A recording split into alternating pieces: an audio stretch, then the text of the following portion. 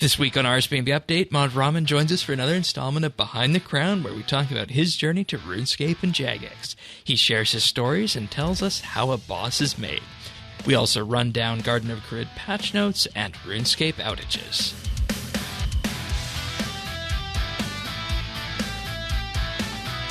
This is RSBANDB Update, episode 910, recorded Friday, November 25th, 2022. Mod Ramen, Behind the Crown.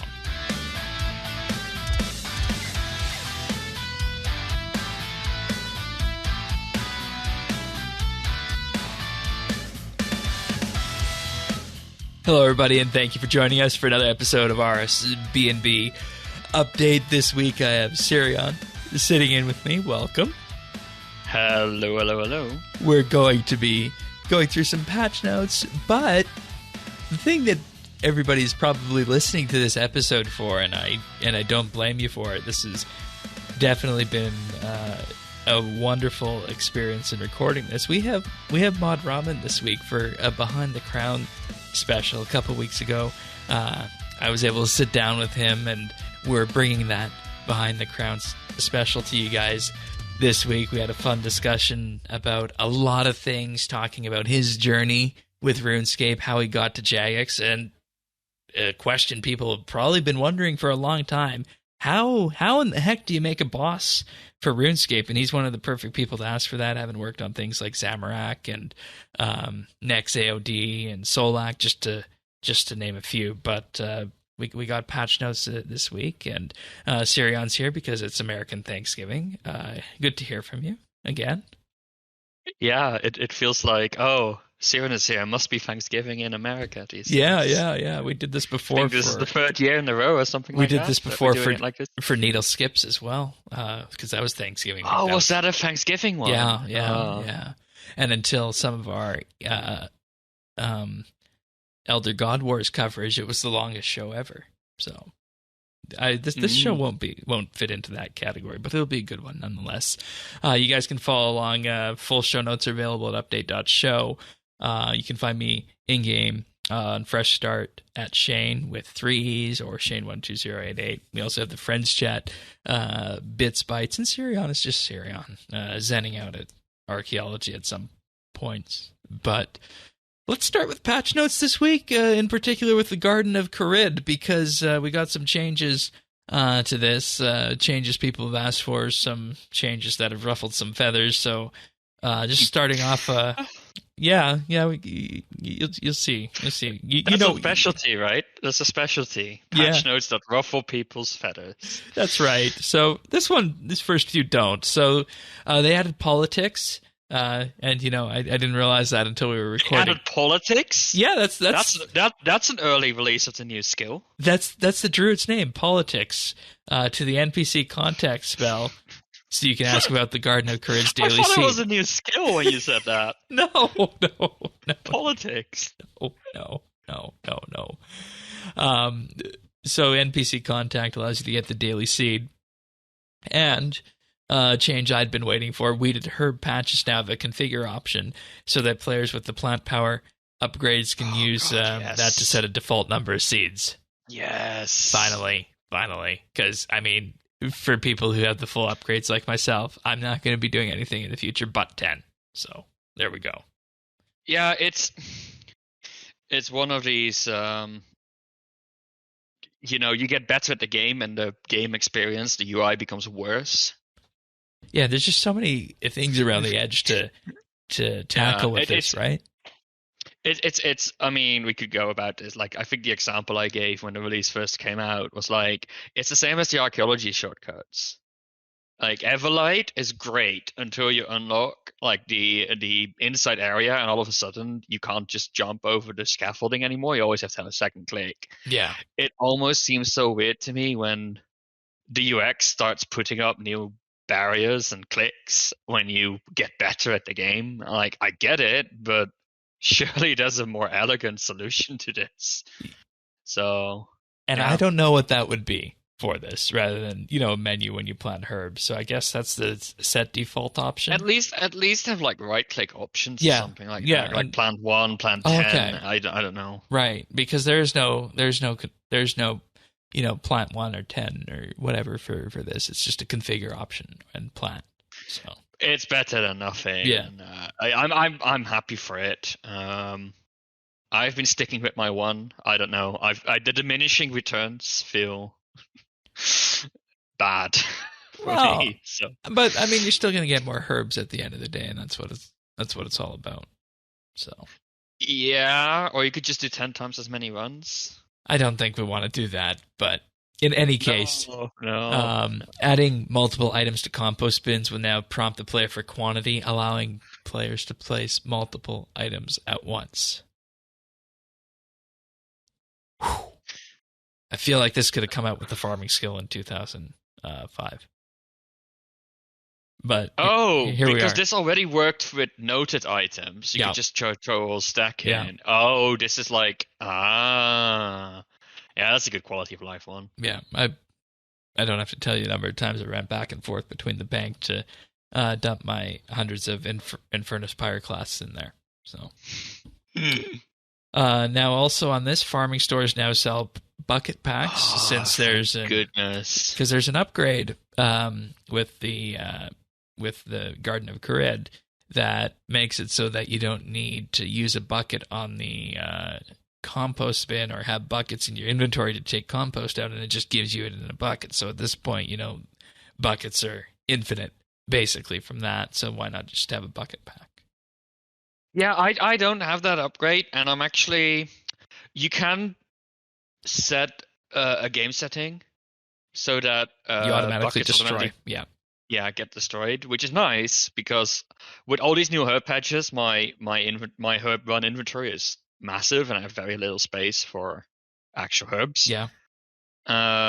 So I kind of want to do it, but also then I was like, but then I need to basically buy buckets every day, which I've been doing at like Tree Guy Coden. Yeah, or you could take a roundabout way and do what I did in the past of get your daily sand and then empty the sand buckets. Oh, yeah. I guess, yeah. Anyway, this is great. This is like one of these things where you just want these items, and for like some items like the special power burst and bomb vials, I think scarcity is nice. Yeah. But for buckets, we really don't need a bucket scarcity in RuneScape. No. Oh, can you imagine that? People like swamping the free bucket spawns because they're worth like bucket loads of money. Oh God.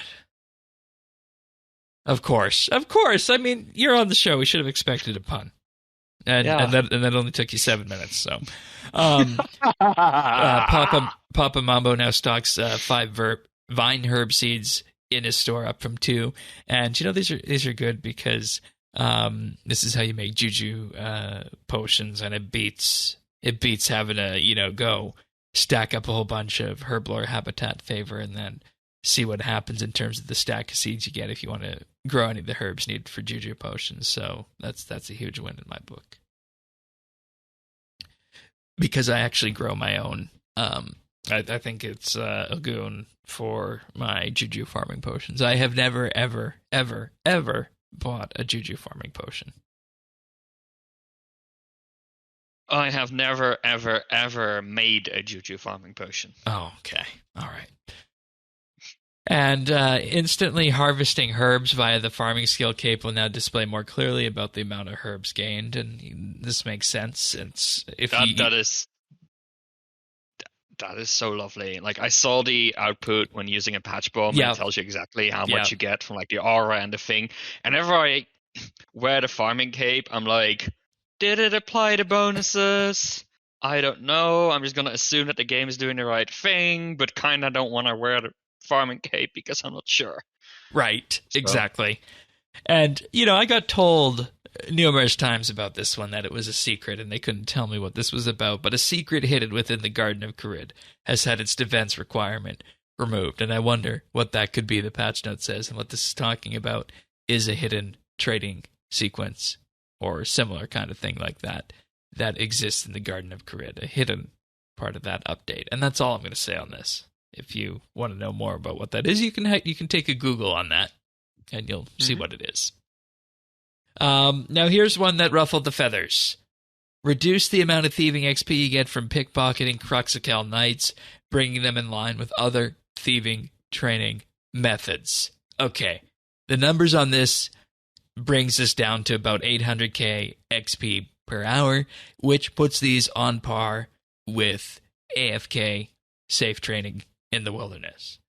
Active safe training is still going to beat this, but this is now on par with the AFK wilderness safe training method. Yeah, honestly, that's what the patch note says. It brings them in line with other thieving training methods. It's pretty much exactly the same XP rates as we would expect from other training methods. Yeah, it goes down to 800k from 1.3 mil an hour, which I mean is still fine. It's still, that gets you 9-to-9 thieving in not a whole lot of hours. You can do it in a day. It's about 7 mil at that point where you'd want to start using these, from 92-ish or so, and then you could take it up. So that's like 9 hours. So, I mean, come on. Like 9 hours of watching Netflix and clicking the screen every 2 minutes or so to not log out. And not to mention the seeds you're going to get from this too.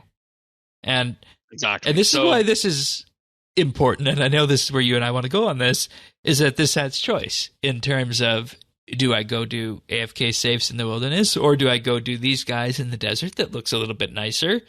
And they're both new environments, of course, but when I say nicer, I mean not a hellscape.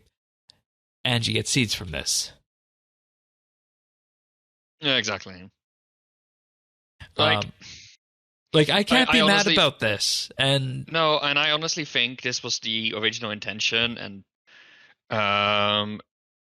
there might be, part of thieving training, like a buff that people have been applying that they didn't expect, or was easier to get to than expected, and now, you can only try so many things as QA team, right? And that the community has, among itself, many thousands more hours to optimize the heck out of this. Sometimes that doesn't match your expectations and you need to adjust. Yeah, and you have to throw the entire kitchen sink at these knights in order to, get the top XP rates and whatnot. It involved exoskeleton or master outfit, the relic power, the prayer, and associated doing things to keep your prayer points up, or it was pretty much everything to get that 1.3 mil rate an hour on it. So, and 800k for that's fine. It's fine now still. So, I don't think that I have anything else left to say on this. I know there's there's skills that literally get you 10 times less XP per hour, or at least used to. Yeah, maybe not anymore. But yeah. That's true. What are we whining about at this point? Yeah, and it raises a question: what do you do with all this XP when you have a cap of 200 mil, right? Exactly. So, updated the description of patch bombs to state that they will harvest a maximum of 75 crops, and they say that patch bombs have always had a maximum base number of herbs they could give when harvesting, but this was never displayed to the players. The maximum is now displayed in the items examined. Note, this is purely the base amount of herbs, excluding buffs and modifiers, and it is rare that players hit this number, even with the new plant power tiers. And, I can 100% attest to this, that if you go maxed out, the average number of herbs that you expect with fully maxed setup now is around 43, 44. And then, of course, with that, you can flex up into the 50s or so. So hitting 75 is not likely. No, and especially with those large numbers, the deviation goes down. That's how probability works. True. Yeah. In absolute numbers, you always get some hit and miss. And I didn't think about that, but that's probably why people said that their yields don't seem to fluctuate as much now. Yeah. It's the law of large numbers, I think, that it's called officially.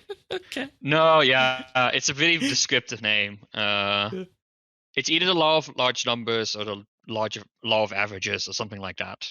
I know the law of large numbers exists. I just don't know if this is the exact one, but it basically says that, if you have a probabilistic process, right, the more times you repeat that, the more closer it will get to the average. So like if you flip a coin, right, if you only flip 10 times, it is still very feasible that you have like 3 times head and 7 times tails. But right? if you flip that coin 1,000 times, which is like, oh, that's like, like 60, no, not 60, 40% off like what you would expect. That's a really bad coin, right? Yeah. But it's only 2 off. If you instead would do like 1,000 times, like you are not going to see, it's so unlikely, so much more unlikely to see like 700 times tails and 300 times heads. Yeah, so you flip it 1,000, you're closer to that 50-50 marker you'd expect. Yeah, exactly. So that's what's happening here, right? Because you're repeating this experiment of picking herbs so many more times, it's going to get much closer to the average, and much less deviation is going to be visible. And in this episode with basic counting with Sirion, why your herb yields look the same? Yeah, exactly. All right, moving on to general patch notes now. The new Master Max cape can now be placed in the player-owned house cape rack. Okay, that took a little while to do, but we welcome that. And Greater Barge will no longer sometimes increase melee attack range when using Legacy Combat Mode.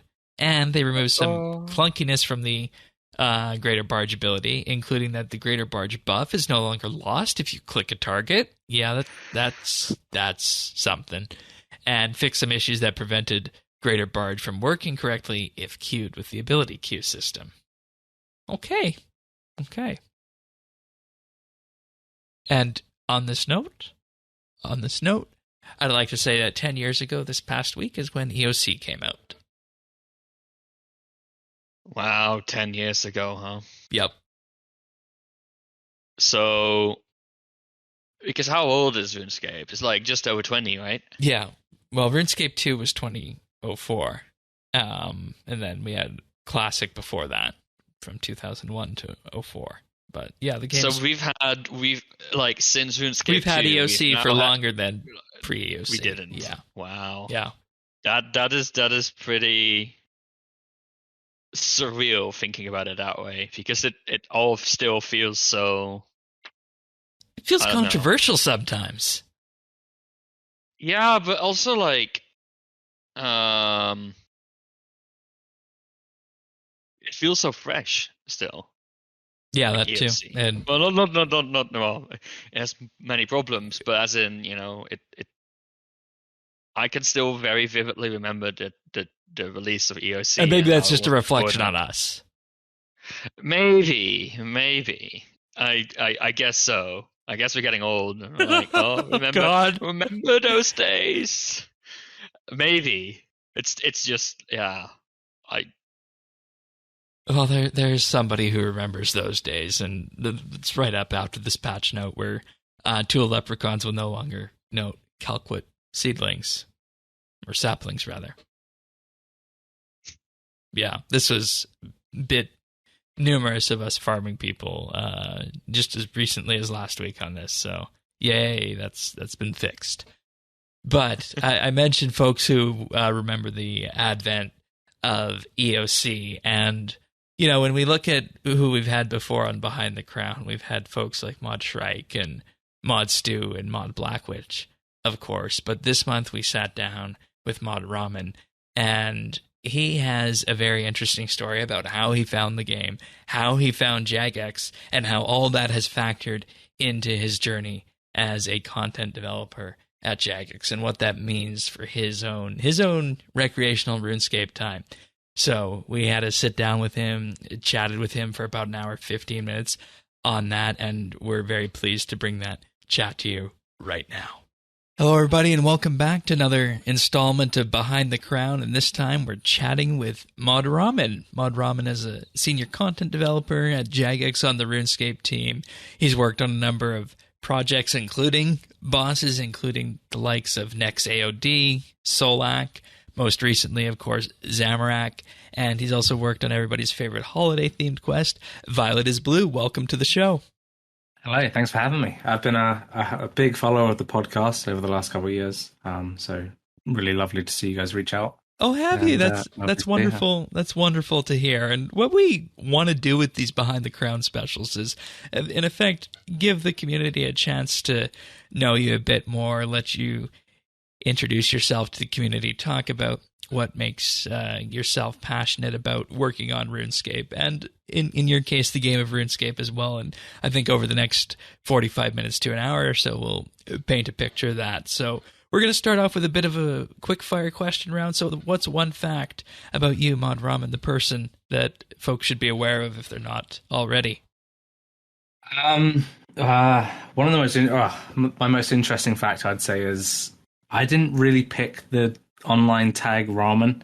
In fact, the way I got introduced to RuneScape was I remember trading 2 packs of Hubba Bubba, which is bubblegum, for a RuneScape account that had just full black. It had level 1 stats, everything, but it had black armor on it. And to me, that was like mind blowing.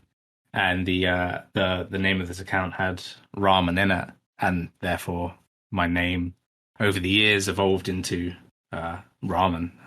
So I never got to choose my online alias. It kind of just found me. That's amazing, because when you think about it, most people spend an agonizing amount of time choosing their name, but here's something you just took it and ran with it. And I guess from that, is it worth then asking the question of your favorite ramen topping, or is that something that you even like in real life? No, I funnily enough, just before this, I had a proper bowl of ramen. Okay. No, over the years, I really got into cooking, and Japan is a love of mine. So Japanese cuisine, especially. Favorite ramen topping, you have to go with the eggs, soy soaked eggs, cooked for 6 minutes and 20 seconds. So that inside yolk is absolutely perfect. But if we're talking proper toppings, then I'd say chashu, which is rolled pork belly, cooked in soy sauce and mirin. Okay. I have to be 100% honest in that I've never had the dish myself, but you should absolutely get on it. When you frame it that way, it sounds very appetizing. So I will put that on my list to try and find a good place when the opportunity arises. Do you have a favorite hobby you'd like to share with the listeners? A favorite hobby, cooking, if you can count cooking as a hobby. Got into it a couple of years ago, properly into it, not just a casual little cooker. I'd say cooking. All right. Your favorite book or movie, if you just had to pick one and sit down with it. Pick one. I have an answer for both, so I'm going to say both. My favorite book is a book called Atomic Habits. More of a self-help book, but really some of the methods the guy talks about within the book has helped change and shape my life a little bit. And then favorite movie is a movie called Demolition. I think it might be Demolition Man, but I think it's just Demolition. And it stars Jake Gyllenhaal. Fantastic movie. I won't ruin the plot. But if you're looking for a bit out there movie, definitely check out Demolition. All right, sounds good. And movies on the front have always been something that I feel are so subjective, and that's why it's always fun to ask folks what their favorite movie can be from that. And sometimes that leads to the answer of the next question, a favorite quote. Sometimes people pull their favorite quote from a book or movie. Do you have a favorite quote? We've been having maggoty bread for 3 stinking days. It's a line from Lord of the Rings, The Two Towers. Okay. And it just holds a special place in my heart and my brother's, just because of just our childhood growing up together. Okay, fair enough. That's nice, very wholesome. And of course, when you start to package all these, we get a picture of you, and we get a picture of what your personal life looks like, what your personal RuneScape experience looks like, is obviously also going to play a huge role going forward. And we want to talk a bit about some of the bosses that you've worked on. And one thing that people are probably already wondering is what is your own experience with finding RuneScape? Obviously, you mentioned finding the account with black armor on it, but was that your first introduction to the game, or was there some other proper introduction to the game? So I did have an account before I got before I traded the bubblegum account, let's call it. So I do have my own very first personal account. I remember finding RuneScape very early on. For some very early on, but for me back in, I'd say 2006, when it first started to appear on Miniclip. Okay. I remember exactly where I was sitting. It was a long time ago, but I can still vividly remember. I think all these memories came rushing back when we found out that Miniclip was unfortunately shutting down, and for many, Miniclip was a way of introducing people to RuneScape. So no, I had the experience of RuneScape. I sort of dabbled in and out. I didn't really get the chance to play. Parents were very restrictive on. They didn't really understand video games. We weren't really allowed to play them. We didn't have any consoles. So finding RuneScape online on the computer, on the internet, which was accessible to us, was really my first introduction to video games. Besides things like Pokemon, Red, Blue on the Game Boy. So my brothers all played. I'd say I definitely played the most out of all of them. It was less like other people where they could just sit and play and get lost in the world, and more trying to sneak onto the computer when my parents weren't looking.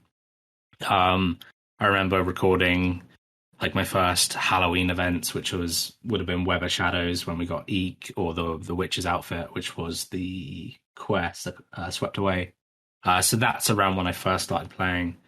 And then I picked the game back up in, I'd say, 2011-ish, just after Nex had come out. Interesting time for the game, for sure. Oh, I think, in my personal opinion, the golden era, if I could go back to any year of RuneScape to relive and re-experience, it'd be 2011.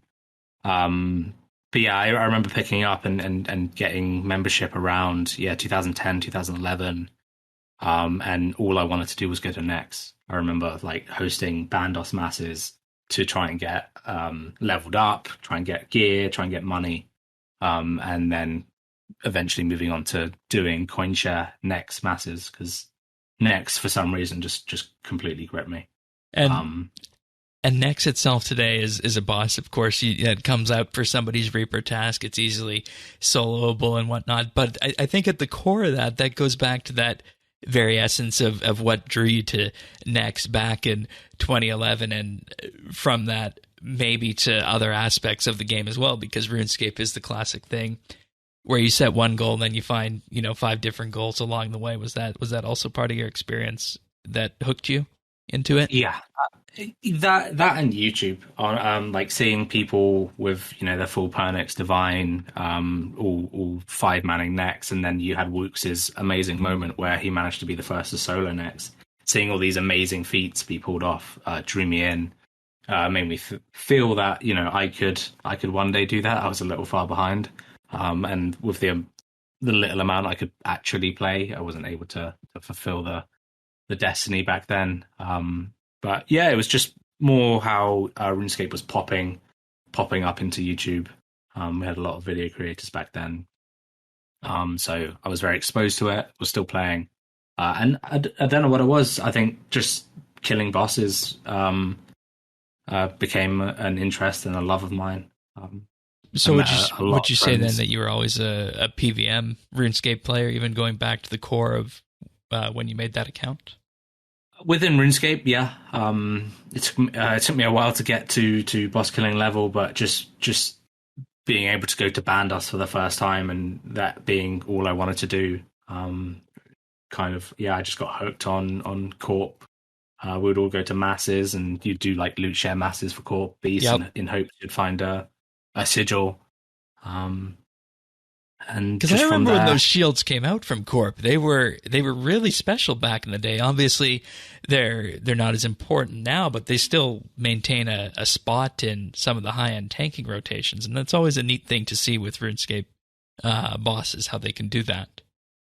Yeah, no, absolutely. Nex is also one that stood the test of time, but I think we've done a service to her in terms of allowing the gear she drops to remain relevant for things like masterworking gear and breaking it down into the Praesilic essence. So you started with the goal of getting to Nex and whatnot, and you built your account. I then have to ask from this. So that's how you were introduced to RuneScape. What do you currently do in RuneScape then as a player? So I'm currently going for this. It's an interesting one because I work on the game all day. Yeah. I'm not like frothing at the mouth to come home and absolutely grind in some hours. So I'm very much more of a casual player. If I'm playing at all. Currently my goal is I'd like the Master Max cape, more for the Master Max Completionist cape. I do have a comp cape on my main. If I'm not playing that, you might catch me on my Iron Man, which is mostly PVM focused. I am nearing obtaining a max cape on it, but again, it kind of falls back to when you work on something all day. Yeah, RuneScape has been half my life now. My personal time needs to be something else. I cannot live and breathe RuneScape as much as I used to. Yeah, but I still play and I still enjoy it. I still love the game. And there are periods in my life where we go hard on RuneScape. You know, I've got a group of friends at work and we all love it. So sometimes over Christmas, when we all have a longer break, we're just like, right, let's absolutely sesh on RuneScape, and we still enjoy it. Okay. And I think that's an interesting thing to bring to the forefront, because a lot of people who know Mod Ramen, the JMod, probably also know that you have the account that's comped and whatnot, and the Iron Man that's nearly maxed for PVM and the like, or is maxed for PVM. But there's obviously something important that you highlighted there, that compartmentalization of realizing that, hey, this is my day job, but at the same time at night, we got to be very aware of the time on that front. And that's one thing that when you look at the JMods, it's kind of hard to wrap someone's head around, and I know from my own personal experience, what I want to be doing what I do during the day in my leisure time. And I think this just speaks to the passion that you need to be in the games industry, and the passion that so many people like yourself have for RuneScape, that you can still find some time alongside to sit down and enjoy RuneScape. And I think that's a very good thing that you're able to strike that balance. Yeah, you're right. It is a balance. It's easy to burn out. It's easy to get lost in a recent update, whether it's a release or you're actually playing it. Some updates aren't received as well as others, and you can take it quite personally, even though it's just the voice of a very loud voice of a minority. If someone doesn't like something, then they're more likely to be a bit more vocal about it. When there's other people who enjoy something, they go, yeah, that was cool, and move on to the next thing. It's easy to take things to heart and burn out and not want to interact with it, but we always come back. Yeah, it's, as I said, like, it's been half my life. It's been, I don't want to say the love of my life, but it's been massive. Has truly shaped who I am and who I am going to be.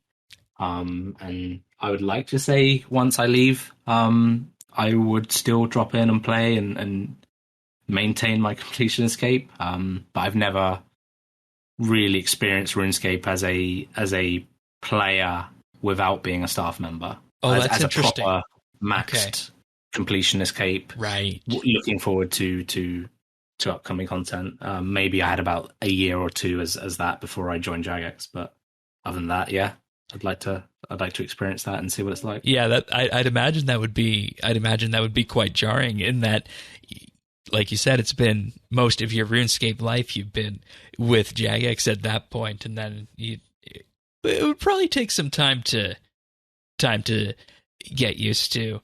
And with that, it might actually raise the question. We've obviously talked about the PVM and CompCape side about this. Maybe that would lead to, maybe I just want to, play more casually and try a different way of gameplay. So with that, I want to ask, how did you get to that angle of choosing PVM and comp? Was it just the next angle that we talked about, or was there some other thing that influenced that along the way? It was just the next angle, really. I remember because next before Evolution and Combat was very much gear driven. You would need the small differences, like having an Onyx imbued ring for mobilizing armies. I remember doing that to get that. Needing full Pernix.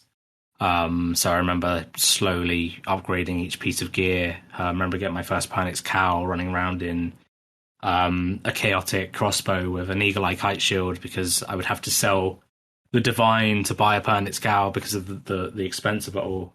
So juggling gear, and I just enjoyed that. And then I believe Calfight King came out, and that's what really. That was a bit after EOC, wasn't it? It was 2013. Okay, yeah. January, if I remember correctly. Yeah, the first EOC boss. Pretty solid. It was the first boss after. Yeah. Next, there was QED. I remember QED. I remember doing QED quite a bit, getting Royal Crossbow, and that was just before EOC. Really, it's all a blur now. Yeah, I know what you mean. It's all a blur. It's all condensed into one decade. But yeah, I just did solid PVM. Met a good group of people who actually introduced me to the people I knew, who got me into essentially the opportunity at Jagex. Oh, okay. So falling in love with Nex definitely opened up the butterfly effect, as it were. Opened up all the doors, and put me in front of all the right people. So. And that's where we go next. How did you get your start at Jagex? You mentioned these people that you met up with. Do you want to dive more into that, or do you just want Yeah, so much to my mother's dismay, and I dropped out of, we call it college. I imagine you call it high school. Okay. So didn't go into higher education. It wasn't an intentional dropout, more just laziness on my part, but didn't end up going back for I think my senior year or whatever the equivalent is here in Canada or the US. So I remember coming home, telling my mum I was no longer going to school anymore, and just went up to my room. I had a laptop at that point, so I had access to the internet, had access to RuneScape, had access to TeamSpeak, and I could just sit there and play the game. And that's basically what I did for a year. I was doing a lot of Nex. This sort of led into 2013. We had a TeamSpeak going, and on that TeamSpeak were some friendly J mods, Mod Crissel, Mod Slayer, and they were in a channel and they were talking to someone else, and they were like, "Oh, hey, there's a QA position open." Talking to someone else, and I was just there, sort of listening in, and I was like, "Huh, why don't I go for that?" So I wrote myself a cover letter, bearing in mind, I had no experience, had never had a job interview before, had never really left London before, and my sister took me on a train up to Cambridge for my first ever job interview, and I was fortunate enough to actually land the job. I don't know how, magic, I'm not sure, some stroke of luck. But they must have liked what you had to say with that background, because in terms of all the folks we've had on Behind the Crown for, I can't say I've ever heard a Jagex origin story like this one. Yeah, I mean, it was a proud moment, because my parents would always turn around and be like, the typical trope of, that game's never going to get you anywhere in life. And one of the most the saddest moments, but also the proudest moment was just walking downstairs and telling my mum, like, "Hey, I got the job," and yeah, just understanding where I was and how lucky I was to actually get this opportunity. Went full on into putting my head down and working as hard as possible to really make this opportunity what it was to me. So what exactly does a QA analyst do at Jagex? I know that's a bit out of the scope of where we were going, but let's just kind of paint the picture of what QA looked like for you when you started to see where you wound up now. So a QA analyst is essentially a tester. So back then we were called quality assurance, but a couple of years down the line we changed to quality analyst to be a bit more industry standard. All right. So essentially a tester. So we would jump in as the devs are building the content. We would go through, we'd find the bugs, we would report them, write down all the reproduction steps. How often is this reproduced? How does the dev reproduce it? Any information that would help the dev fix it, and then we would get that back as a bug. We would test the bug, test the fix, and then we'd close it off. The interesting thing about QA is they are easily the unsung heroes of the games industry, right? Because we all know the memes that go around about Jagex QA. Like, and obviously you guys existed and exist today and have a huge role, but go ahead. This is it. Like I was the same, right? You know, I would sit there as a player and go, oh, you know, how the did this get through? Like, was this even tested? And It's like, well, okay, so that's what you see. You've seen one bug come through, right? But what you haven't seen is the hours and hours of testing that has been done prior and all the stuff that has been stopped and hasn't gone out. All the dupes or the deletion of... I remember on the first project, Mod Ryan and I worked on, which was Death of Chivalry. Okay. There's the section where Captain Dalston's armor is forced on the player. And what that does is what that did prior to release, before release, it was a bug that was caught by Mod Ryan, was it would overwrite anything in that slot. So if you happened to be wearing a blue party hat, boom, deleted. And this is the stuff that gets caught, doesn't go live, but players won't ever know about that. Yeah. So when something does go wrong, they absolutely go off on QA. Oh, was this tested? Oh, we're the testers. And it's just like, it's a sad thing. I was the same, but my attitude changed very quickly. And they are unsung heroes. So yeah, we would essentially go through the content, we would test it, we would raise bugs, we would try and understand, okay, if you're adding to this system, what other system could that break? And this is a game that is now 20 years old, 21, 22. And a very bespoke game engine, too. It's not like you're working in Unreal or something that is widespread. This is Jagex's engine, and I'd imagine those quirks factor in, too. Yep, and 20 years of different dev styles, different code styles, different people plugging into the same sort of systems. So it's a difficult beast. It's a difficult beast to tackle. But yeah, I kind of got stuck in, spent, I think, 4 or 5 years as QA, eventually moving up into senior QA along the way. But I was fortunate enough to, one of the first things I worked on or worked with when I joined was Mod Crisell's Virago. Oh, I remember doing playtesting. That's another and this classic. Was, Mod Crisell, knowing... what he did and knowing him before actually moving into Jagex, like how much of a hero he was and is to me, his work on Nex coming in. And I remember when he first turned around to me after a playtest and goes, "Hey, you're being a bit quiet. What do you think?" And to me, this is like, it was, I can't even put it into words even today. But this was one of my heroes, turning around to me and asking me what I thought about something he was working on. So I got in with the right crowd at the start, and looked up to this guy a lot, as I looked up to a lot of other people who worked there, but mainly Chris L, and you can see that in the content I went on to create. But I worked with him a lot. We didn't really work with him on Rise of the Six, but then we went on to work together on bosses like Araxor, moving into Raids, which was one of Chris's last projects. Right. Raids is one of my favorites even to today. That's awesome. Yeah, it was a fantastic team of people. And unfortunately, Chris eventually moved on to pastures anew. But he was a good mentor, and taught a lot of us a lot. But that's sort of how I went through QA, senior QA, and then eventually moving into content development, which was a bit of a weird one. So why would you say it was weird? Because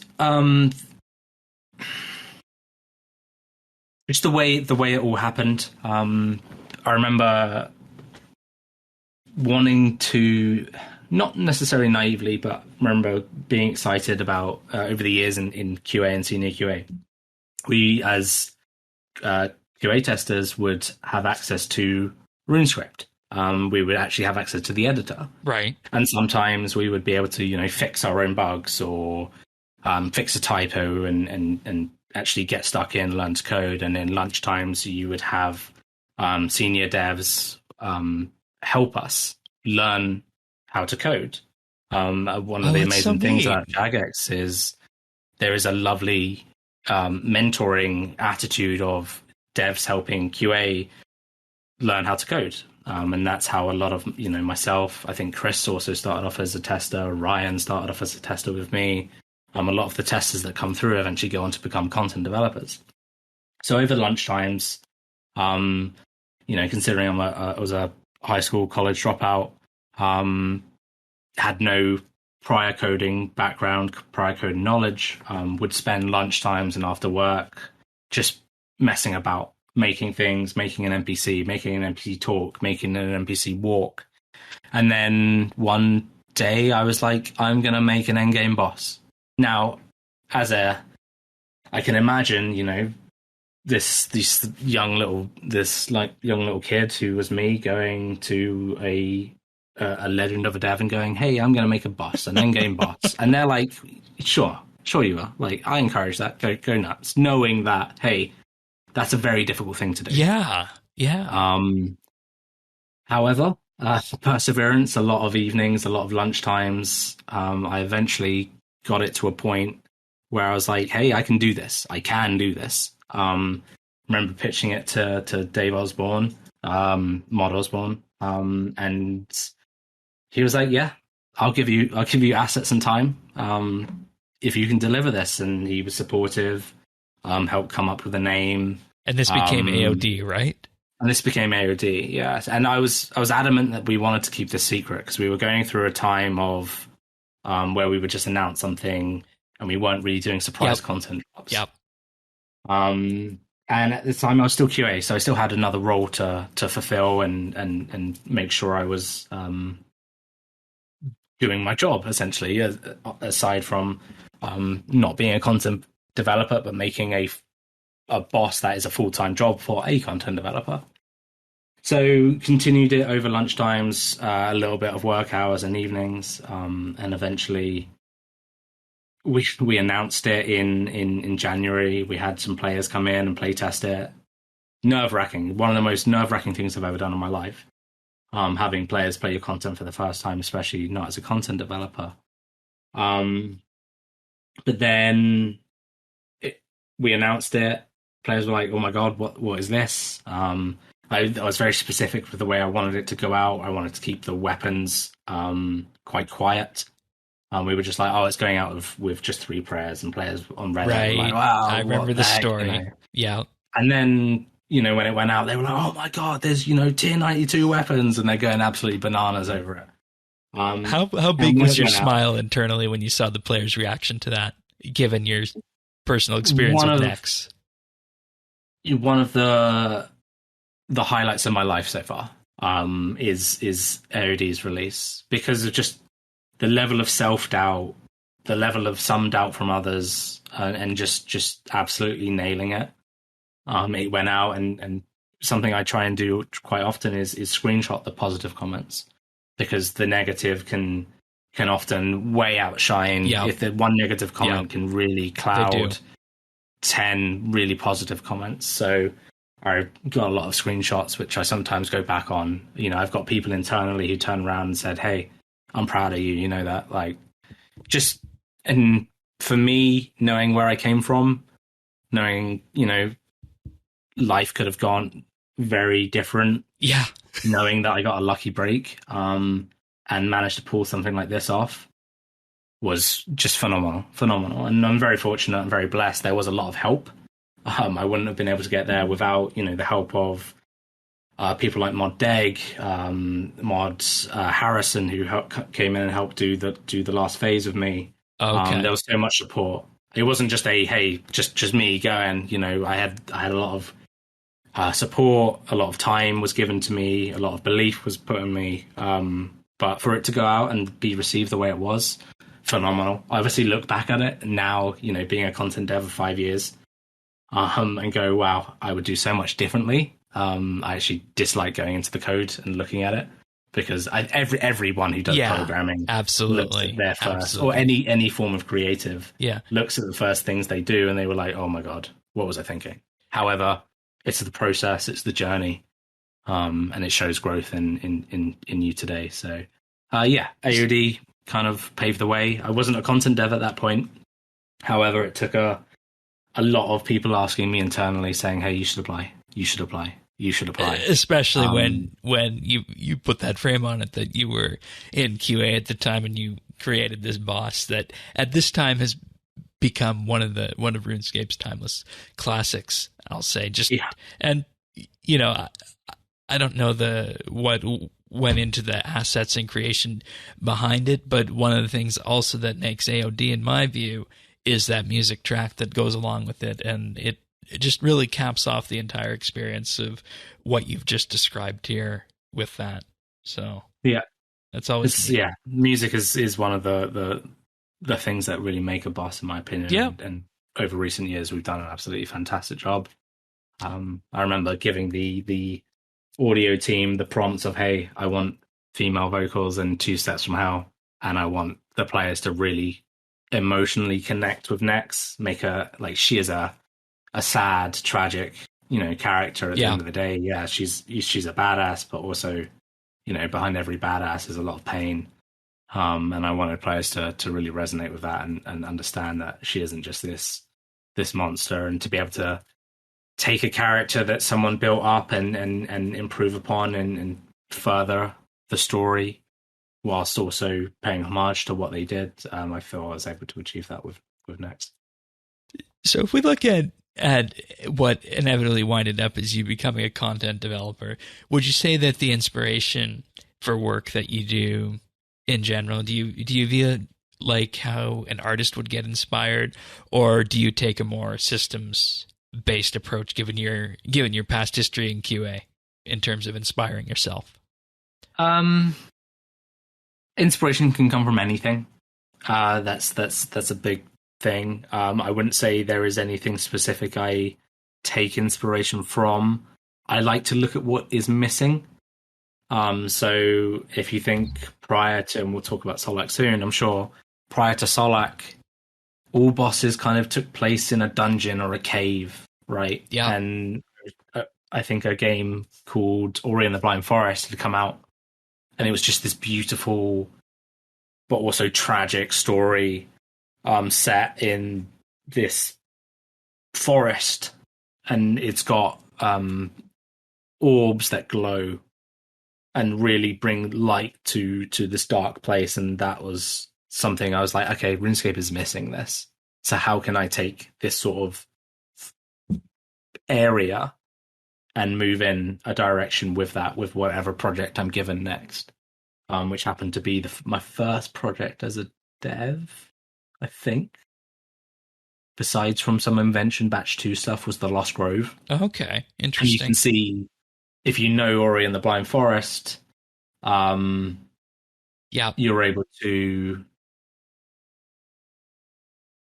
see the. I think that's one of the things we put our finger on when the Lost Grove came out. If I remember going back to that same general sense of what you're describing. Yeah, you can see how the music of that tells a story, a tragic story. The environment tells a story. It's just disconnected from the same sort of stuff we had just kept having over the years. Okay, here's a Slayer monster, go into a cave. Oh, it's in Curadel's cabin. It's just an expansion. It's just like, in my opinion, something I've said over the years. I'm sure I'm not the first person to say it, but this is what I truly believe: is the world around you is the most important character of any game. You can have an amazing NPC or an amazing looking model and an amazing story, but in the wrong environment, and it doesn't work, right? And when we talk about Violet is Blue, there's a strict rule of Violet should always stay in the land of snow, right? Because she fits there. It's a puzzle piece, right? And she is the final puzzle piece. And if you take that puzzle piece and go to another puzzle where it's the desert, right? Take Violet as an NPC and shove her in the desert. It doesn't work. Yeah, that wouldn't make sense. The visuals of her doesn't tell the story of why she's in the desert. Whereas when she's in the land of snow and she's got her frost-tipped hair or pigtails and she's covered up in warm furs, it tells a story. However, you can flip that and go, right, the environment is the thing that tells the story, and how do we fit things into this environment? So a lot of the time, I'll take an inspiration from, hey, is something missing? Okay, how do we do this? Whether it could be a piece of music, it could be. I'm a big fan of Dave Filoni's work on Star Wars: The Clone Wars. Beautiful, beautiful thing, beautiful stories. And what he does is he took introduced a character who was largely disliked by the Star Wars universe, the Star Wars fan base, Ahsoka Tano. And through story progression and getting the audience to connect with and go through the learnings of this character's story arc over the course of years, quickly made her one of the most loved characters within the universe. So, taking inspiration from that, seeing people do things like that, and my desire to bring characters into the world where players can relate to, especially is relatability is such an important thing. Even if you introduce one character, right, and there's someone out there who relates to or loves a character, then that's job done, in my opinion. All right. And yeah, that's where a lot of my inspiration comes from. And the reason I wanted to ask that is because obviously the content developer position at Jagex isn't just, as we've learned through other behind the crowns and other talks that have been done, it's not just here, go plug this code in, somebody else has designed that. You guys actually have to step into the design role, and I guess on the other side of that inspiration question, being an avid RuneScape player, getting started as with your role and how you were involved with Nex as a player, and then moving into QA. How often do your own personal game experiences influence the design work that you do? Quite a bit, to be honest. It depends what we're doing. Usually, as a PVMer, I definitely take learnings of how players approach bosses, not necessarily my own approach. I know what I enjoy, and I will always lean on that, because if I enjoy it, then I'm sure there are other people that enjoy it. Again, sort of on the point of, hey, what's missing? I remember early days of RuneScape. Some of my fondest memories were playing holiday events, your Halloween events, of your course, Easter events, getting the chicken outfit, getting Eek the spider, getting swept away in the broomstick, and getting your goulash out the fire. It's like, these are vivid memories, and there's nothing better than coming home from school on your school Christmas break and knowing that today the RuneScape Christmas event has come out. And over the years we've lost that. And that's where Violet is Blue sort of spawned. So again, it comes from, hey, what's missing? As a player, what do I miss? Okay. What brings back those memories? And how can I, as a developer, reignite that? I have the opportunity. I literally have the platform in front of me as a game developer and game designer. You're correct in pointing out that we as content developers aren't just, oh, hey, here's the design, here's the code, go do it. It's no, like, we sit there, we've been given KPIs, we've been given design aims, and then a blank piece of paper. And we have to conform to those KPIs and design aims, of course. Like, it's a business, as any business does. But you were then tasked with, okay, design it, and then develop it, and then release it.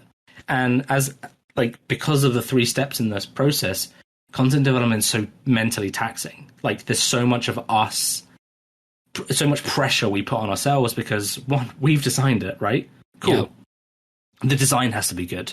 Okay, cool. Now we have to implement it, and the implementation has to be good. So there's quite a lot riding on both of those being good, and then it has to go out and players have to enjoy it.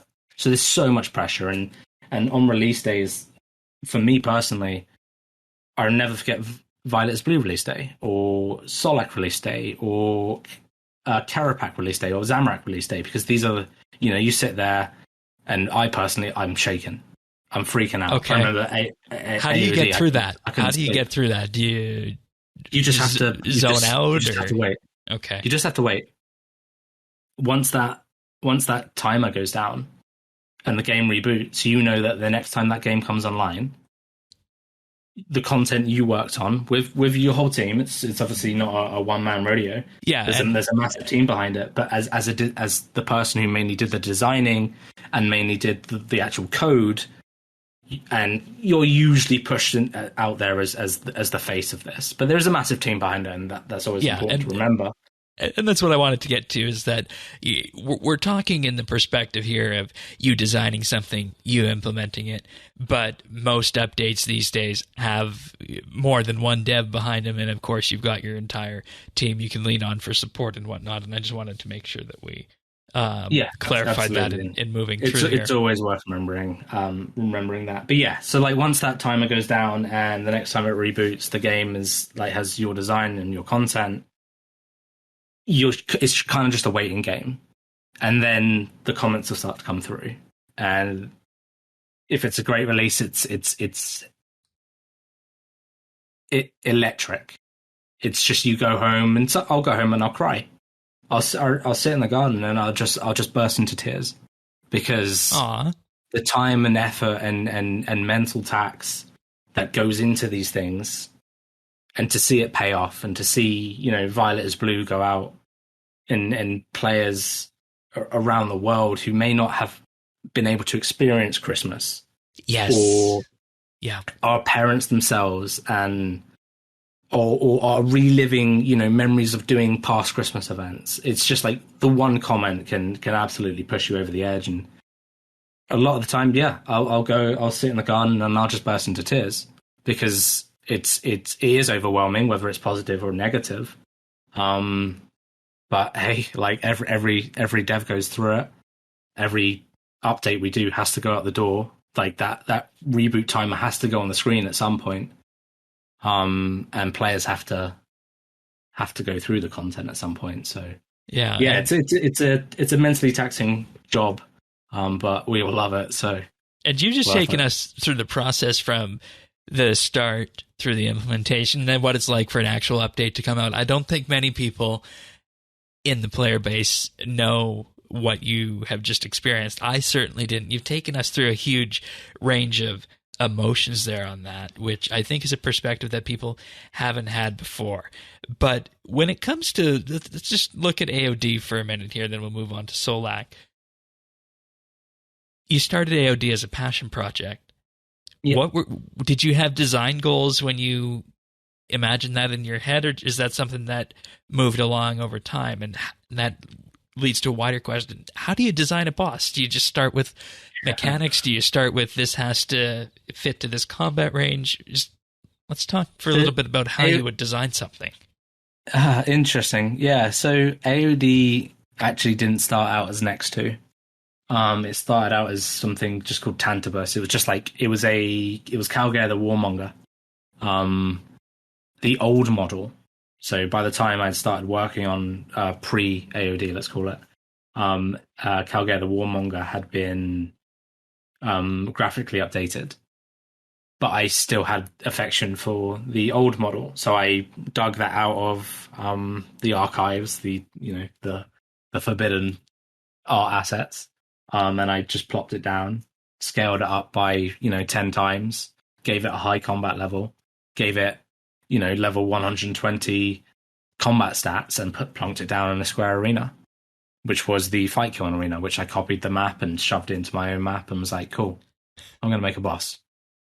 And very slowly, I would just learn, okay, this is how you make a boss do X. This is how you make a boss do Y. And then one day I was just like, I'm going to make this next too. I'm going to make this next hard mode specifically. However, a hard mode is usually the same boss, just a little bit harder, but I wanted something a bit different. I wanted my own mark, my own flavor in the game. So this released in 2017. However, I likely started in 2014. Okay. Because it was lunchtimes and taps and afternoons and it just, and I had to learn everything. It was such a long span that halfway through, I might have just decided, oh, okay, I just want to do this. And there are so many mechanics that I did that just didn't go out, just because I was just doing so much to learn at the time. And then eventually, I'll be honest, I made it up as I went along. I was like, oh, this could be cool. I'll do this. Oh, what happens if shadows appear underneath it? Or what happens if a Blood Reaver appears and paths towards the boss and it reaches the boss and the boss does damage if it reaches it. So largely for AOD, I made it all up as I went along. Okay. Was there ever a time you wanted to put in a certain mechanic for next, or maybe we'll touch on this for Solak, that you wanted to do but you weren't able to due to technical limitations? That kind of comes in at Karapak. Okay. But it depends if you want to go on to Solak next, or but for AOD, I largely made it up as I sort of went along. There was no strict design. I wanted to pay homage to, the original Nex, and I feel like I did that successfully. So I had building blocks to go off. Yeah, I think we'll step Solak and then into the modern Elder God Wars after that. So, and this is kind of how we get to Solak from here. What would you say the biggest learning experience you had in building AOD was that you were able to use for Solak and other subsequent bosses?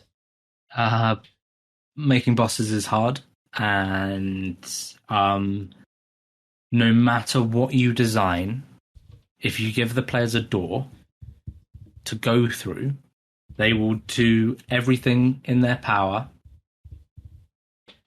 to not go through that door. So you design a mechanic with a specific way of a player dealing with it in mind, and they won't do it that way. They will do everything in their power not to. So don't underestimate the players. Is this how we get to? That's how we get to Solak. Okay, but then even further into Solak, like you take learnings from everything you do, and you see stuff like that appear in things like Zamorak. But like Solak was an interesting one because after I did AOD, and then people internally said, "Hey, you need to apply for content dev." Right. Like I was eventually did it, and then out came the Lost Grove. But when I was doing the Lost Grove, I knew in my head that I wanted to do another boss. So I sneakily got the environment for the Lost Grove with a cutout in the middle where I knew this boss arena was going to be. And it kind of, I knew that because, again, identifying, okay, what's missing? Every boss we've done in the last, I think since, when was the last boss like that was actually outside in the game world? I don't think there even maybe was one. I can't think of one. Did Beastmaster and Yak account for that? Yeah, that's fair. That's a good call out. But we hadn't done many, right? And I like to see the sky, or I like to see a different environment, not just a cave wall with black going into nothing. So I knew that I wanted to do a boss, and there was nothing on the schedule. But in TAP, I had been working on something, just like it was called Nature Boss, and it was just like woods and trees and things. And then my first proper project alone as a dev was the Lost Grove Slayer creatures, and yeah, I got the environment to have this cut out in the middle, knowing that if I ever got to do this boss, this is where it will go. And then eventually, Mod Osborne was coming around. Was like, "What are we announcing at RuneFest?" And I was like, "Hey, I've got this boss." And I'm like, maybe 30% done with it. Like, if you announce it, we could do it. And then it was announced at RuneFest. Okay. And then I was put on. I think I went through. I had to do a project first, which was finishing up Evil Dave's quest, which is I could do a whole podcast about. I'd love to sit down with Mod Tim and talk about Evil Dave quest, because it was just one of the wildest journeys I've ever been on. Like having to pick up a project from a dev and essentially rewrite it within the span of 2 weeks. But oh my! Okay. I had to go through that first, and then they were like, "Yeah, cool. Now do Solak." And fortunately, I had learned a lot from AOD. I knew that I wanted to make another one of the hardest bosses in the game. I knew I really wanted to test the players. I knew I really wanted to take mechanics to the next level, and you can sort of see that with, having to go into the mine realm, having to spam click things, having like the last phase. One of the last phase of Solak is one of the things I'm most proud of in the game, and I actually came up. I hadn't had the finale designed, and I was coming home from Birmingham, and for some reason I decided to walk from the train station in Cambridge, which was quite a far way, to home. And I was tired, I was sleep deprived. And I remember I was about to pass out. I remember sitting down on the bench, and I thought of an idea. I was like, "Oh, what if you go into Solak's mind?" Oh, and I pulled out my phone and I wrote it down, and then I basically passed out. I came into work on the Monday, and I had this message from myself. I was like, "What if we go into Solak's mind?" And then that's how the last phase came to be. And when that came out, the world first race and what that actually created, and how players were like, "Oh, how do we do this? Yep. How do we do this?" And then it took 10 hours. People would stream it on Twitch. We would have different perspectives. Once one team failed, you'd switch to the next Twitch stream, and you'd be like, "Oh, they almost got it." And we finish work, and we're all at home. We're all WhatsApping each other. We're like, "Oh my god, X, Y, or Z's team has almost got it." And then you see the world first kill actually go down, and you're just like, everyone's like, "Yeah," people on the stream are going nuts, and it's just like, okay, this is. I don't want to say calling, but I'm going to say calling. Like, this is my calling. This is what I really truly feel passionate about. World first races are something I love. and now we see the beginnings of Zamorak. And now we see the beginnings of that with Zamorak, and really leaning into that. Having something that is so challenging, and having players progress. What I love about progression-based bosses is players will get further and further and learn something every time they do, and they'll team wipe, and they'll team wipe, and they'll team wipe. But every time they wipe, they learn something, and then they theory craft, or they might open up paint, and they might draw the arena, and they're all like, "Okay, what if we tank the boss here and move here, and then send this Y, X, Y, Z?" And, they've got lines before you know it. They've got lines all over the screen, and it's like one of those crazy whiteboard images, right? Yeah, that to me is gold, because it means we've done our jobs properly. We've made something that has the player's theory crafting. Was Solak always designed to be the hardest boss in game, or did it just turn out that way? No, it was designed to be the hardest boss in the game. I just don't. For me, I don't see the point in us going, okay, here's a bug that all players can access. It's just like, what's the point? We have all this content. Why don't we make aspirational content? Why don't we challenge the players? Constantly, we give the players power, but we don't really give anything for them to test their power against. I don't see the point, and this is my own personal opinion. I understand I'm representing Jagex and RuneScape, but I will always voice my own opinion. I don't see the point of us adding entry-level bosses. We should always be saying, okay, here's another thing. Let's keep pushing the boat out there. Let's keep seeing what we can do technically and what the players can do technically. And I mean, even when you split it that way, you look at Zamorak, that could be an entry-level boss since it has story mode with it. And yeah. And that's accessibility is still important to us, and there was no there was a design goal to say, okay, make this accessible. However, it was quite a conflicting design aims for Zamorak, because it was like, okay, make this accessible, make this solo, and make this the hardest boss in the game. It's like, well, how do we make the hardest boss in the game but also make it accessible? Those two are heavily contradicting design aims. But sitting down and going, all right, how do we do this? Okay, what have we learned from our Enraged systems? Yeah. So we just built something. And that was very apparent with Zamorak, I do have to say, just looking and seeing how it's the same but different in terms of progressing along on that push. Yeah, Zamorak was the culmination of all the learnings, right? Like, we looked at the Enraged system and goes, well, players are just going to hit 4K, so let's bring it up to 60K. Players don't like streaking systems. Okay, just do away with it. What's the point? What's the point in adding friction, annoyances, and streaking, and players get frustrated when they die, and it's just like, forget all that. And then elite dungeons, right? Ambassador is my favorite boss in the game. I love it. I don't know why I love it, but I love it. But it's frustrating to me that I can't just rinse and repeat. Right. I have to go through this dungeon every time. So we were like, okay, why don't we say the player has to go through the dungeon X amount of times and then they can just do it? Yeah, and like, I mean, give the players what they want on the podcast. Go on, sorry. On the podcast, we joked about, this is because in previously dungeons there was a bug where people were doing that, but from the frame you just put it here, it makes absolute sense. Yep. And we actually fixed the bug with the update. Yeah, going out. But yeah, just like knowing how RuneScape players want to play. Why put friction in the way, and now you have players farming it, which is awesome. So on Solak, and we know the answer to this question is going to be no, now given that Solak was able to be taken down and there's a solo mode, but has it ever come across your mind as a content dev that content put out might have been too difficult when you were first seeing those early Solak reactions or Zamorak reactions maybe? Obviously not Zamorak, because people could do it on 0%, but you know what I mean. In my opinion is biased. I think not. If a boss comes out and it absolutely slaps up the player, I think that's okay. Because to learn how to take it down, you have to put in the hours and the effort.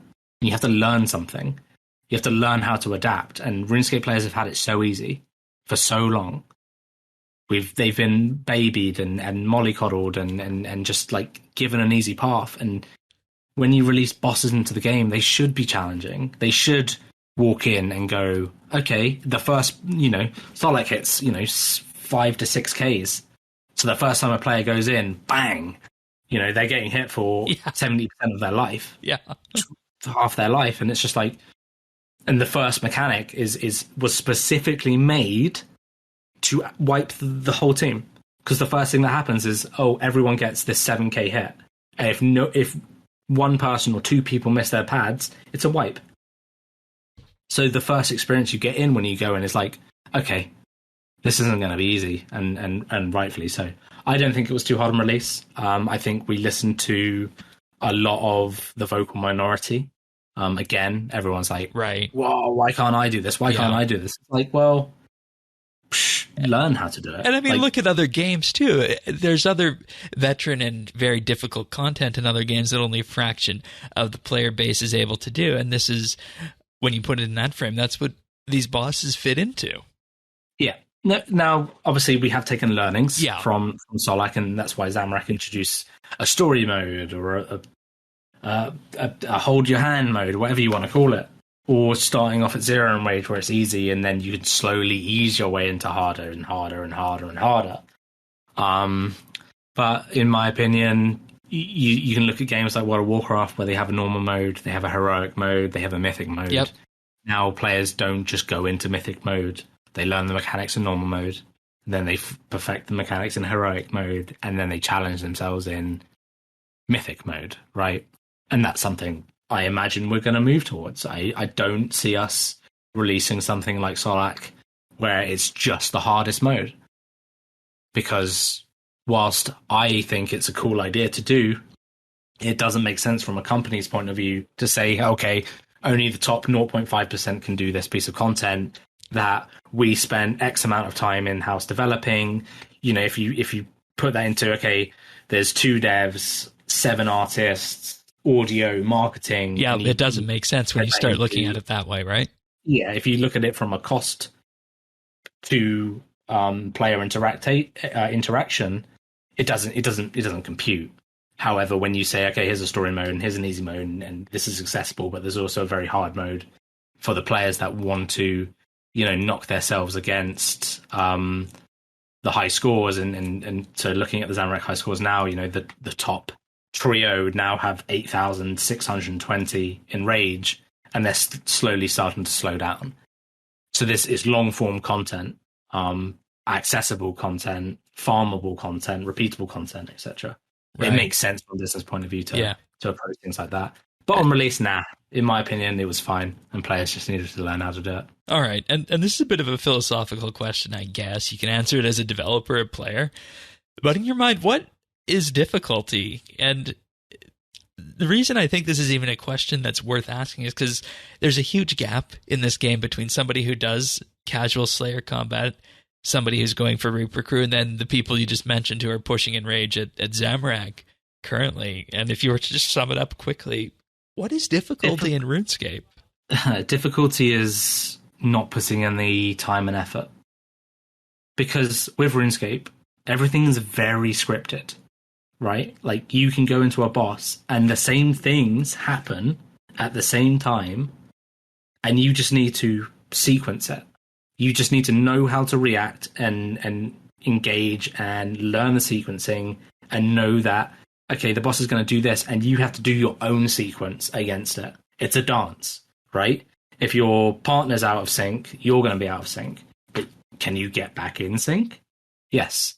So you have to go through the motions of learning how to do something and then improve. And, you know, I go back to Raksha. I love Raksha, right? All right. Raksha's one you can get into and really put some music on, get into the flow. It's the same thing every time. However, when I drop out the game for a couple months and then go back to Raksha, the first thing I do is probably die. And then I just need to keep going back and relearn the dance.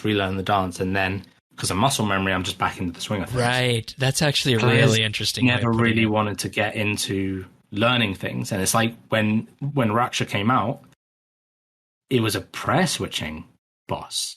You had to be attentive. Yeah. And he slapped you if you didn't learn it.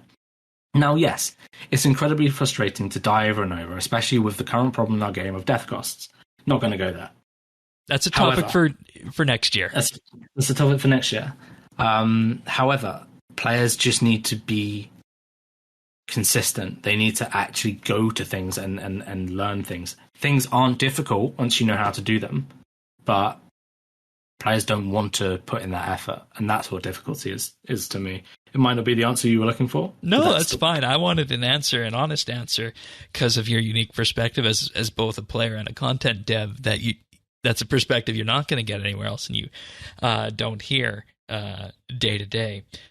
So from Solak onwards, and I feel like Solak and the question of difficulty go hand in hand, and that's why it's important to have your perspective on what difficulty is as we move from Solak into something that came out this past summer, Zamorak. And with Elder God Wars Dungeon, there was a number of bosses that were released for in RuneScape, and another that you worked on was Zamorak, that had that story mode that we talked about, that went all the way from story mode and beyond to 0 and up to the thousands of percent in rage right now.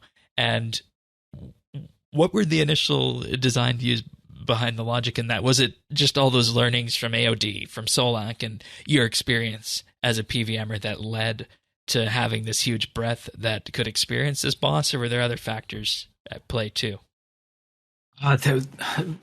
There was so much that sort of went into this. We were given so many aims, and the aims actually like contradicted themselves and conflicted quite a bit.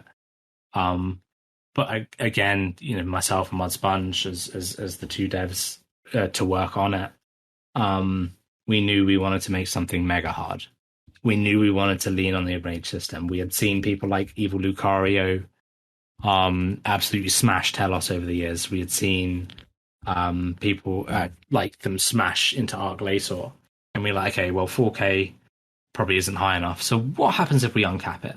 Okay, that's doable, because like in the actual code for Telos, the only reason it caps at 4K is because they didn't want to use a lot of variable space, and they didn't think players would ever hit 4K.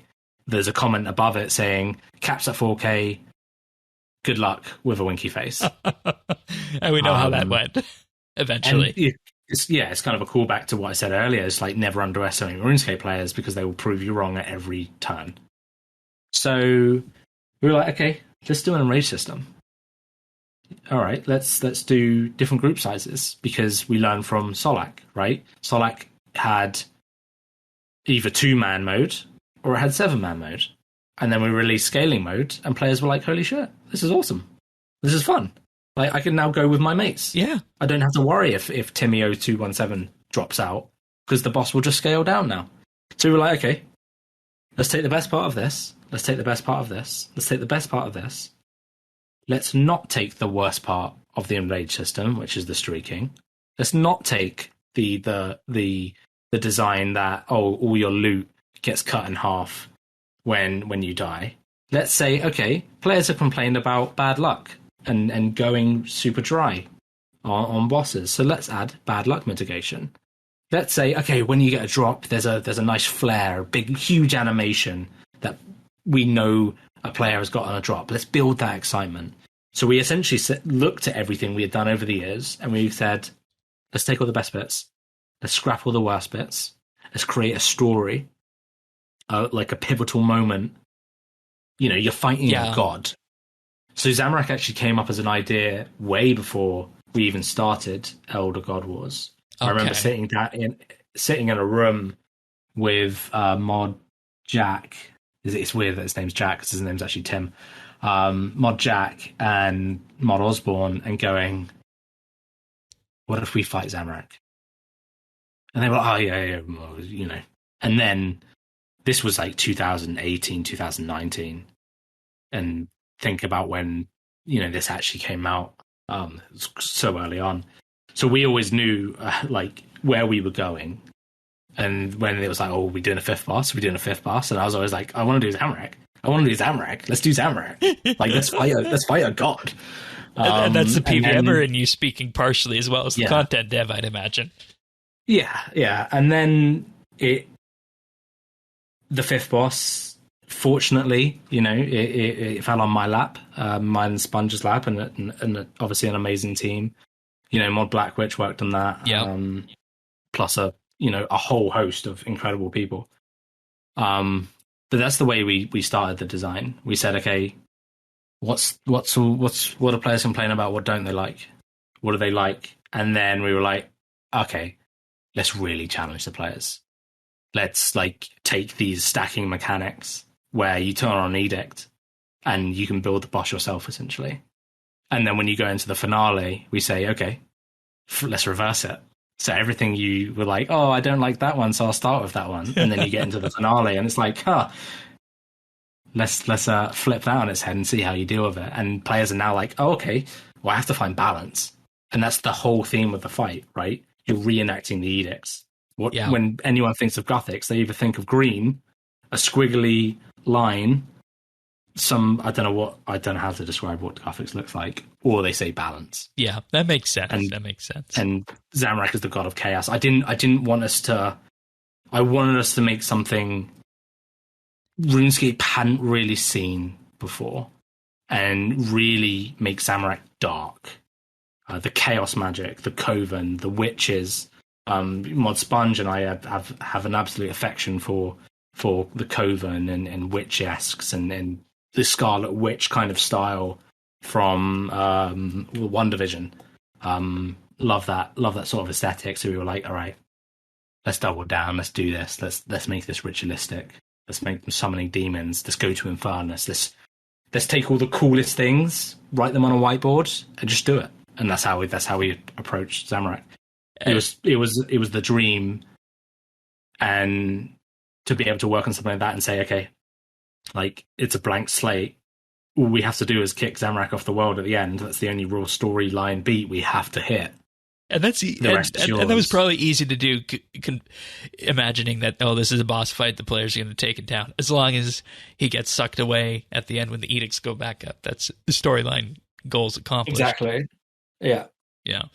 And so how do you, obviously Zamorak was a learning of everything else. How do you then work on that, on the enraged style? Because you mentioned you had the pain points of the streaking system and losing some of your loot, but how do you push the numbers beyond that 4,000 to 5,000 and so on and so forth? Is it just as simple as uncapping the limit that's there, or did you have to make certain accommodations with the boss?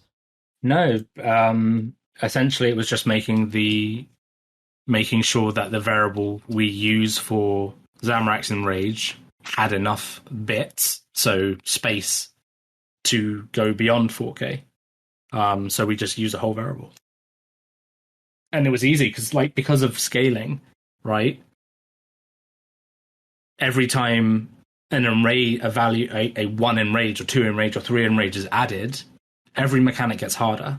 So you don't really have to think about it in too much depth. You kind of just know that at some point this mechanic will become stronger than the players can handle, so they're going to have to readapt. But readapting, maybe they start barricading for this mechanic, which means they can no longer barricade for the next mechanic. So it moves everything out of kilter. And that was the interesting thing, because I had talked to people on release who did it in story mode and were effectively just able to revolution through it. But then you get to the 0 to 100% part of the fight where you want to start weaving in your defensives and whatnot to prolong yourself.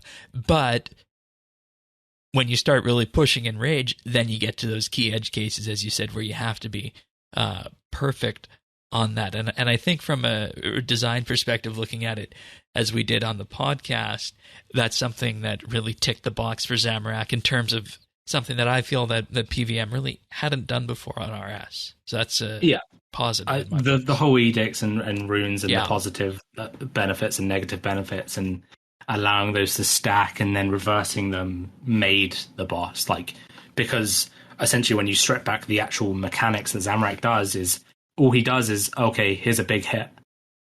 Okay, how do I deal with the big hit? I can barricade. But depending on your stacks or the amount of, enrage the boss has, what damage is coming through. And defensive is a whole nother story, right? Like, if we hadn't done defensive penetration, then it would just be the same thing. Yeah, the players would deal with this boss the same way they dealt with any other boss. And they would just barricade. And then it's just like, okay, well, there's no counterplay. It's just the same thing. So we had to rethink it. And that doesn't seem fun in terms of trying to tip this boss on its head. I want to lead into your personal experience of PVM and Zamorak. Where do you stand as a player in terms of PVM difficulty, from story to a certain amount of enrage, about where you've got with Zamorak? Well, I could probably go up to 500 enrage, quite happily. Okay. Because again, it's just sequential. Knowing what to do and how to deal with things at the right time, it's absolutely fine. I can do Zamorak. I can do Zamorak happily. I've got a group of friends that do it. I haven't done it much personally since release. But yeah, I would say I'm able to do high level PVM. I'm no Lucario, but I'm able to hold my own. I enjoy it. And that leads into the next question on this in terms of, I guess, general PVM and boss philosophy on this. And obviously you're not going to be able to put your stamp on this because Zamorak was something you were involved in, and I don't know that you'd be able to say this is the way it's going to be for all bosses going forward. But if it was your own world and you had the ability to do so, would you incorporate something like story mode all the way up to the enrage system in future bosses so that it's open to that entire spectrum? Yep, 100%. I think it's just a win-win. Balancing drops is the harder part for it. Yeah. Getting the actual enrage system and modes into bosses, easy. All right. And it makes it accessible, but also gives the very competent players at least a challenge. So, and I guess where this leads to a final PVM question before we turn this on its head entirely, and you can answer this again, just like the difficulty question, from a dev perspective or player perspective. But what makes a boss good in your opinion? Making the player feel powerful. Giving the player, like Carapac is a fine example, giving the player a toolkit or allowing them to utilize the tools that they already have and are used to and know how to use in and out in a stronger method. Like there's someone who worked on many a boss at Blizzard on World of Warcraft. The way she put it was, I'll let you in on a secret. I don't try and make the boss kill a player. I try and make the boss die convincingly. Which is a fantastic way of putting it. It's just like, give the player power, make them feel powerful, make them hit high, make them utilize their abilities in ways they could never have dreamed of, and then make the boss die convincingly. So to answer your question, what makes a boss good? Make the player feel powerful. And would you extend that to your opinion as a player as well, having played through RuneScape's bosses? Absolutely. Yep. Okay.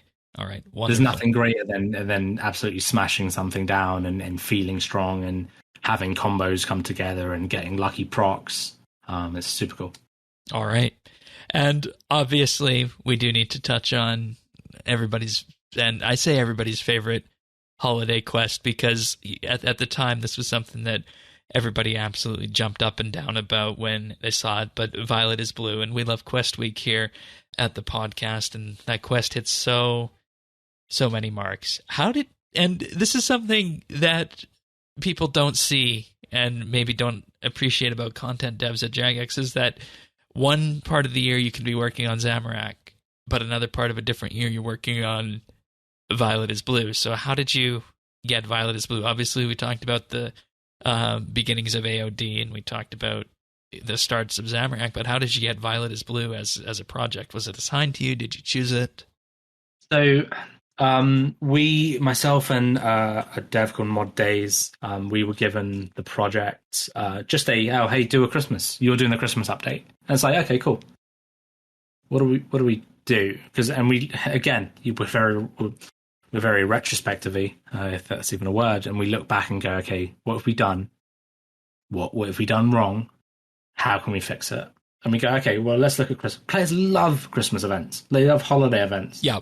So let's do a holiday event. But it's such a waste of work to do all this work and then not have it persist forever. It is just a waste of assets. It's a waste of money.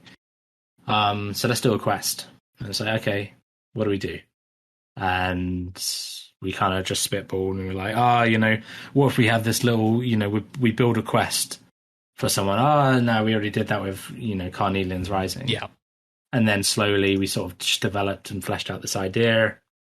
And I remember the whiteboard and we were like, let's make a story for a little girl who has parents she lives in the land of snow and she has Yeti parents and she's an orphan. And we want to build her the most magical Christmas. She's never experienced Christmas, so let's help her experience Christmas. And it just basically came together as quickly as that. And we were like, okay, let's do this. So we worked on the project together. It was just a absolute, wonderful time. Days was, I think, transitioning into being a lead at that point, so didn't have as much time. Right. So did the ice section and some other bits and bobs. And then we released it, and that was the start of Violet is Blue. I absolutely fell in love with the character, so I was like, I really want to do a second one. So got the opportunity to do Violet's Blue too. Such a wholesome character and such a wholesome quest. Was she designed that way, or did it kind of evolve over time that's how her character would be? She was designed in such a way. No, I think she just kind of evolved into that. Just the story we wrote, we never really intended it to be what it was.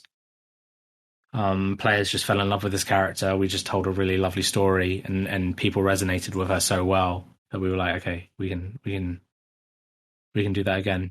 Right, and whether it's the aspect of Violet is Blue from the fact that we're looking at a child through seeing Christmas for the first time, or if we're looking just through the Christmas elements to it, and that's the wonderful thing about that quest, I think, is that you're able to pull on it from so many different angles, as is the case with many RuneScape quests, that at the end of the day, it comes down to what you make from it.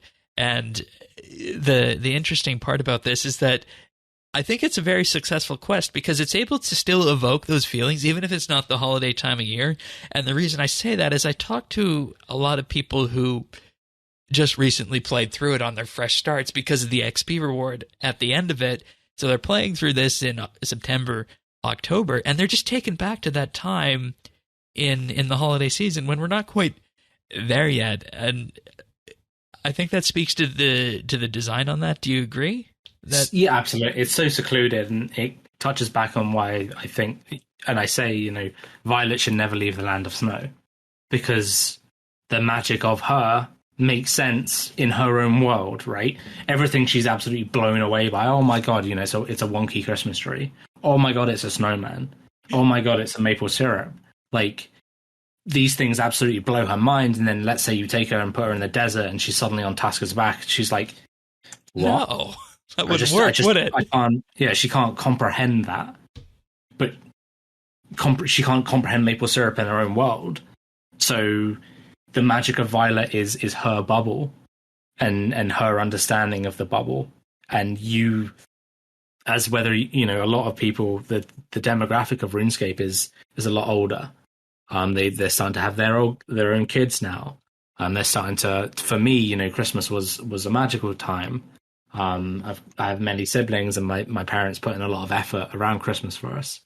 So decorating the house and putting the tree up and all that stuff, like, to me, that's magical. And for me to be able to retell a story through the eyes of someone else, and it's no secret that, a lot of, when people write and design, they put themselves into their own characters. It's not necessarily a self-insert, but like, it just naturally happens. Yeah, of course. So I was able to really put in the magic I felt through this character. And again, touching back on the point of people are starting to have their own kids, they're able to live out this through Violet again. Right.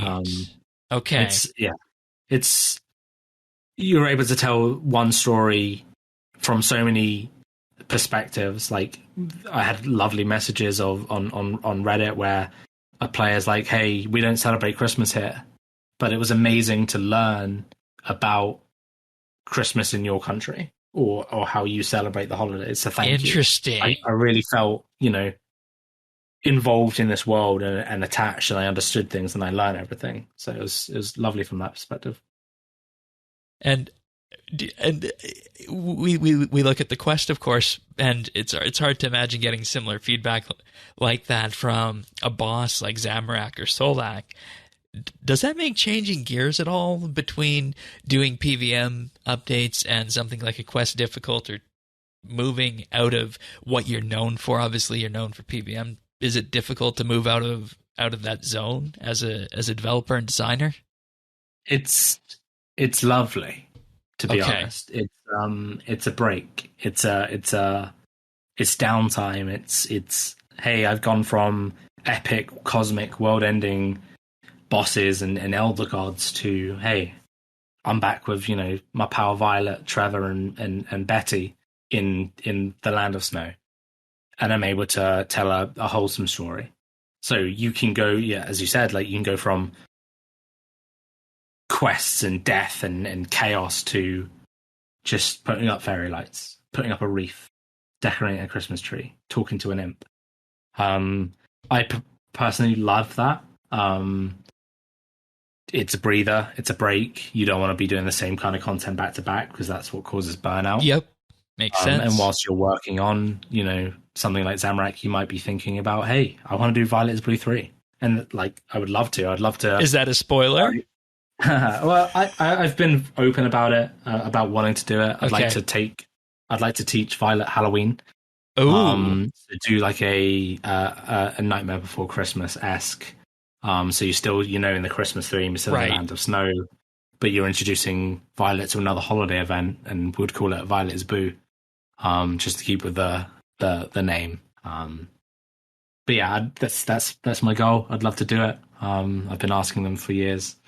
I think it's due time for another Violet quest, so hopefully. Yeah, and you're gonna get no disagreement from us on that, whether it's from the Quest Week perspective or the Violet perspective. But we've been here for a little bit more than an hour now, Mod Ramen. Thank you so much for taking problem. Thank you for having time me. to. As I said, big fan of the podcast. So well, thank you. It's an honor to be asked. And so many folks are also a big fan of what you do in the PVM space as well. And I think the thing that players are going to learn from this is just that remarkable journey that you took and how that's been able to influence everything of the bosses that you've worked on, which is a truly unique story, which is what we aim to showcase here on Behind the Crown. So thanks so much for spending some time with us. Thank you. And I just want to thank Mod Ramen again for spending some time with us. That was a very fun installment of Behind the Crown. So if you found that interesting or you liked what you had to say about that or hear about that, please do feel free to share that with your friends. And we take great pleasure in bringing these to you and being able to showcase the passion of so many of the JMods who work on this game, that I think it's only fair that we spread that passion throughout the community and show what these folks really think and really feel as they get to sit down and become candid about their job and quite honestly candid about RuneScape in the community as well. So big thank you to Mod Ramen, and hopefully you guys all enjoyed that and share it if you did. So, but before we move on and wrap up the show, I just want to actually thank some of our Patreon supporters who allow us to do things like Behind the Crown,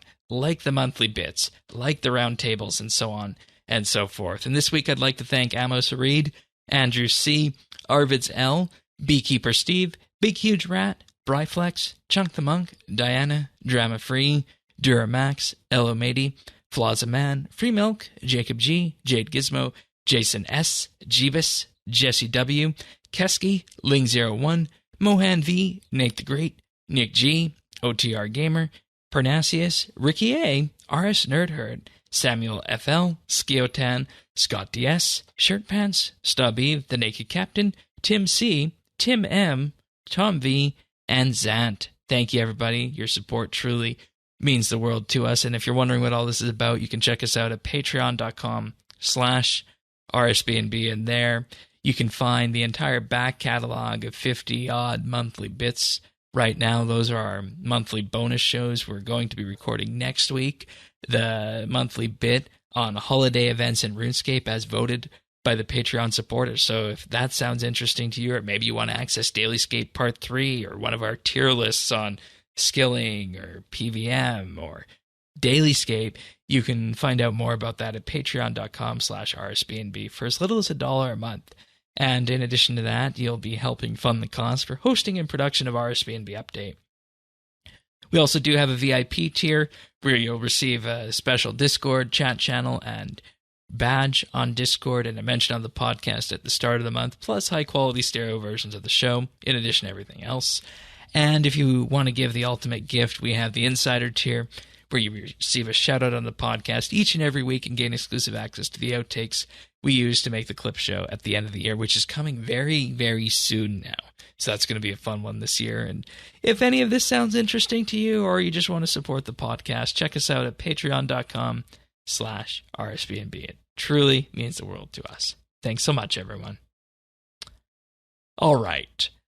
So something else happened this week that doesn't normally happen to RuneScape. The game was down for, I think it was almost 24 hours at this point, wasn't it? Or was it more than 24 hours? It was less than 24 hours. Okay. They got the server up overnight. So what happened was that on the 22nd, Tuesday, a data center in London had a site-wide issue that was based around a power failure, which caused the full downtime of any services hosted there, including RuneScape.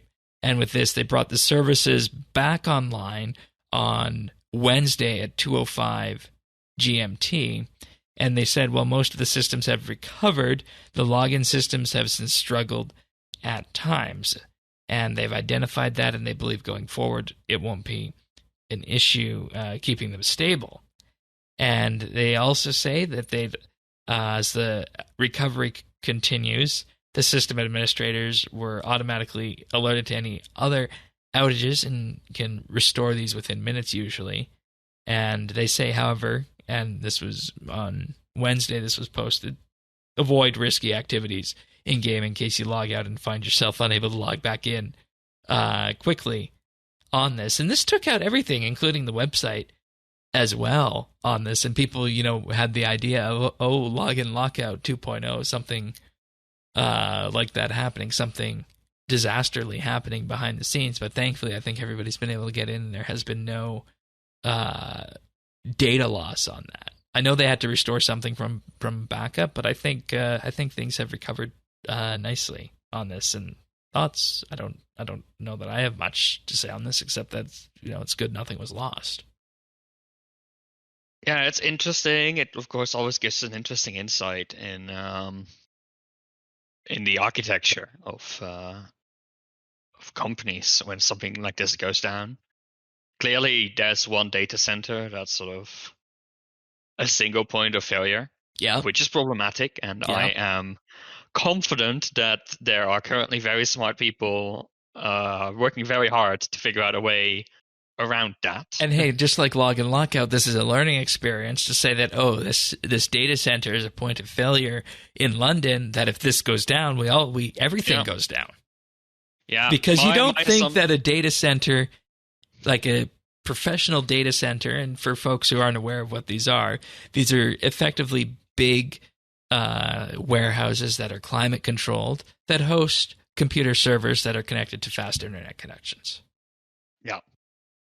Yeah, exactly. So it's very likely that they had some sort of main process running in that data server that sort of synchronized between all the game servers across the world. Because it was old school as well. Yeah, so maybe it's like the login servers, like the websites, are sort of like not the actual gameplay stuff. Like, of course, there's a lot of data centers around the world that actually handle your interaction with the game. Like RuneScape is an example of a game that is simulated entirely remotely. So whenever you click on the screen, instead of doing the stuff locally and then telling the data center, I did this, by the way, it's telling the data center, hey, I want to do this. And the data center then sends back, okay, you can do this, which is why the game feels so laggy sometimes, right? Because there's always that latency. When you click something, it first needs to go to the server processes it, and then it shows you the result. So those servers exist all around the world, and they have to because you want to keep latency relatively low. And I know folks in Central America and South America had issues with that because at some point their best server was actually in Miami. exactly. So you notice it. My clan homeworld, our clan homeworld is World 66. I never play on World 66 because it feels sluggish for me. Yep. I play on a UK-based server. So there's choices there. But of course, things like inventory, things like showing the other players' locations and all that stuff, that still needs to be synchronized between all these things. And perhaps this London data center was just responsible for that, right? It's just this Yeah. hub and spoke model where all the data centers, they package up all the stuff they're doing and just synchronize that with the one server. Yeah. And then but if that server falls that down, falls down, then you're in trouble. exactly. Now, when the service came back online, it actually showed that UK-based worlds, they won't be online quite yet. So interesting. I didn't see that. probably what they did is they first booted up. Like, you need to imagine that these are a bit like normal computers. Yeah. Right? And all the power went off. It is not unlikely that things like storage got lost. Yep. Right? At least the live active storage, because they don't really work with traditional hard disks. The process managing all the storage might have been lost, which means the storage was lost. So they kind of needed to reinstall their software on these servers and start them up. I would assume so, because otherwise the server restoration would have been much quicker. Yeah, and they actually had to send people from their technical team to the data center to oversee this sort of thing. So I mean, I doubt that they went there with a USB stick that they plugged in, but there's also a possibility they literally went there with a USB stick. Or hard drives or something, or who knows. Data center security usually does not allow you to plug in a USB stick. That's true. That's true. If you're even allowed in there as well, and for companies like Jagex, they might have agreements that would allow them into the data center. But if you and I rent a server from somewhere, we can't just walk into the data center and access it. So you can imagine that if you need to completely set up your software stack from scratch again, that takes some time. They restored it in record time, which is good. That probably means that they have documentation about how to do this. Probably from the learning of the login lockout. But you need to imagine that this is a data center with other customers at the same time trying to reinstall their software. There's going to be peak usage. Honestly, I'm impressed with how they solved this. I think this was handled pretty well. And the communication on this was wonderful as well. And obviously we couldn't access the website on this, but there's an actual support article here that details every update they made, and you can scroll down to the bottom of it, and it has everything that was there. And of course, if the website was still active, this would have been a perfect way for everybody to keep up to date what was going on. So instead, the reliance was that they disseminate these through Discord and social media and whatnot, because the website was down. But after, we can see all the different updates that were posted.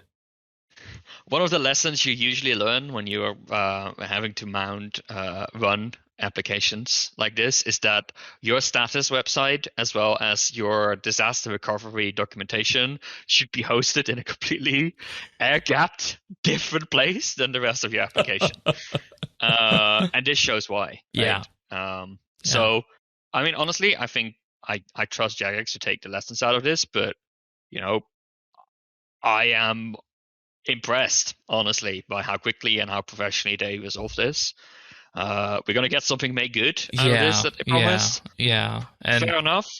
I don't feel like... I will not say no to free stuff, but at the same time, this stuff happens. And I don't know that I feel like I need this, but obviously I know many players want this. And they say before the weekend, we would like to let everybody know that we're still in the process of reviewing our make good options for the player. And next week, we'll set out and communicate our plan for this, as we're still working out some of the technical and delivery details to make this happen. Yeah. Oh, I mean, fair enough. I mean, people pay a subscription service. They were not available for a certain amount of time. Yeah. There's probably customer protection laws as well that maybe require them to offer some kind of service. I don't know what the Terms of service are actually on subscriptions if there's any We should promise read that SLA. at some point, the RuneScape terms of service, see if there's anything in there about that. Yeah, that sounds like a really interesting podcast episode. Oh god! Oh god! Oh god! But yes, no, I wanted to give that little bit of context for the show because that's good. I think people should realize that, you know, shit happens when you're in this line of work. And I'm just glad that this happened after the Fresh Start competitive period ended. Oh yeah, and after Double XP Live, right? Like, people would have been ultra mad about it. And you know, I took this as an opportunity because I'd been grinding farming very heavily on this. I took this as an opportunity to take a 2-day break from the game. Yeah, there you go. So, because we'll go through what my Fresh Start notes look like after that. But as we head into the weekend, everything seems to be A-okay. Game access wise, and I mentioned Fresh Start, and just a reminder that we do have our Fresh Start friends chat and clan going. The friends chat can be found at BitsBytes, and the clan is Fresh Quest. If you need a clan for your Fresh Start adventures, just talk to anybody in there. Anybody who's ranked more than recruit can invite. That's how I feel invites should be done in a majority of clan style systems on that, so we were able to action that. So BitsBytes is the friends chat, and Fresh Quest is the clan. But we're going to go through some of our achievements this week because we do have a collection of those on Fresh Start and Mainscape. So starting off, we have Mr. Crafty FSW with 99 Divination on the 24th. Then also on the 24th, we have Tanis's 99 Woodcutting, Battle/F's 99 Herblore. Then on the 22nd, we have Fresh Soupy with 99 Strength and 99 Attack. Then on the 18th, Mr. Crafty, again, got 120 Herblore. And Fresh Soupy got 99 Constitution. Well done, everyone. Right, well, people who haven't been playing Fresh Start Worlds, or at least have also been playing the main game, have not been sitting still, especially with Double XP Live. So got a bit of a list to go through here as well. First of all, on November 23rd, we have Lord Dustia getting 120 mining. Moving on to November 21st, we have Beekeeper Steve getting 99 thieving. Evan with 99 woodcutting. Hephaestus, but the S is a 5. 99 smithing. Lord Dustia again with 120 mining. Wait a second. How is shit? I've never seen that before where it messed up. That's 2 times on different dates as well. How does it do that? I don't know. Well, there you go, Lord Dustia. Double grats from the RSBANDB crew. Lots of kisses. Mahin got 99 magic on November 21st. And Malinoric got 120 thieving. And one of a few got 99 constitution. All on November 21st. That was a busy day. It was. Then we got a few more achievements on November 20th. We got Fight Caves with 120 agility. Got Shaman getting 99 archaeology. Keski with 120 summoning. And Turd Sniffer 0 with 99 divination. Then we move on to the 19th with God Shaman, who got 99 strength and 99 attack. Imperialis got 120 Herblore. Juju Making got 99 divination. Wolf Solo got 120 Slayer. And Zone X 9191 got 99 thieving. Then on the 18th, we have Beekeeper Steve with 99 Hunter, Io Messies with 120 Herblore, and Terry Dax with 99 Invention.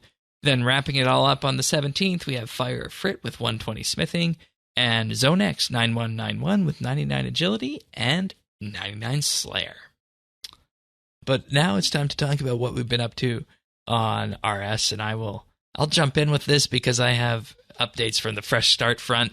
As you guys know, I mentioned the competitive period for Fresh Start ended, and as it ended, I finished at around, I think it was rank 23 or 24 farming. I don't remember the exact number. It's probably changed a bit since then because I haven't really done much active farming since then. I've of course kept up the ranch and whatnot as well. Yeah, I'm on the second page now, but I finished first page I'm rank 31 now. Not too bad for taking the foot off the gas since Monday.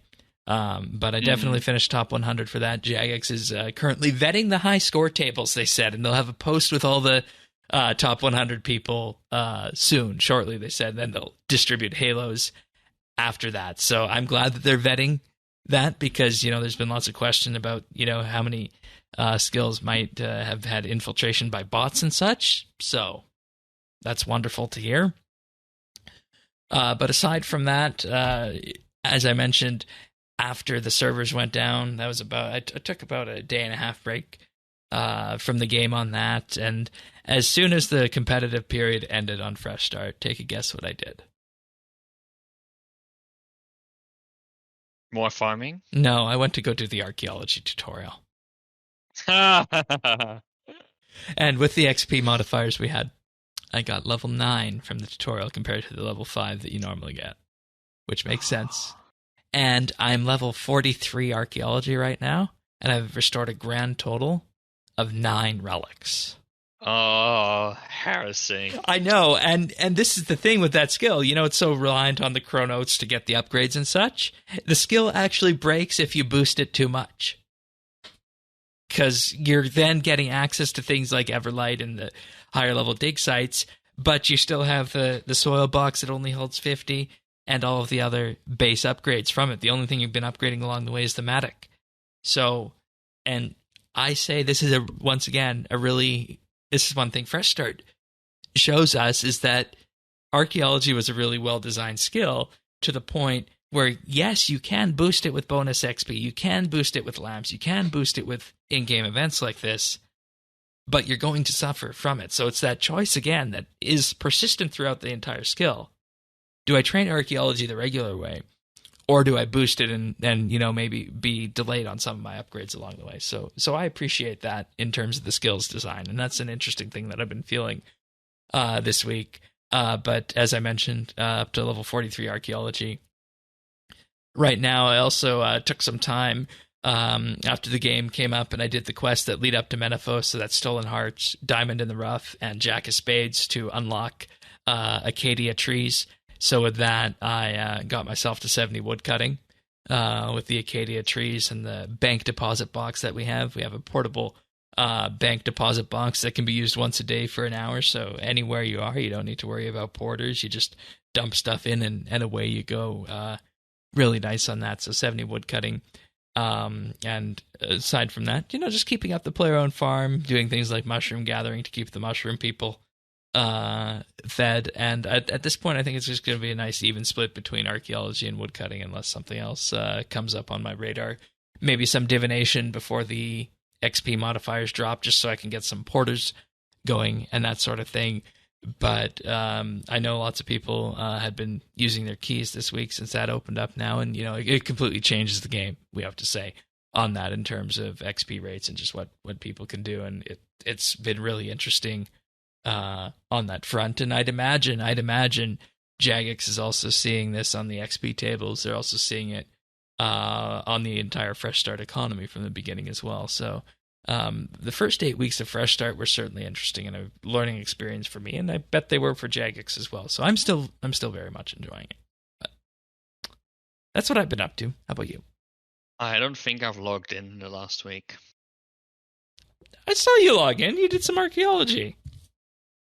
Was that this week? Yeah, it was. Might have been last weekend. I did some archaeology. Yeah, like you mentioned, I'm zenning archaeology. Like, I've been sort of getting back into it, basically. I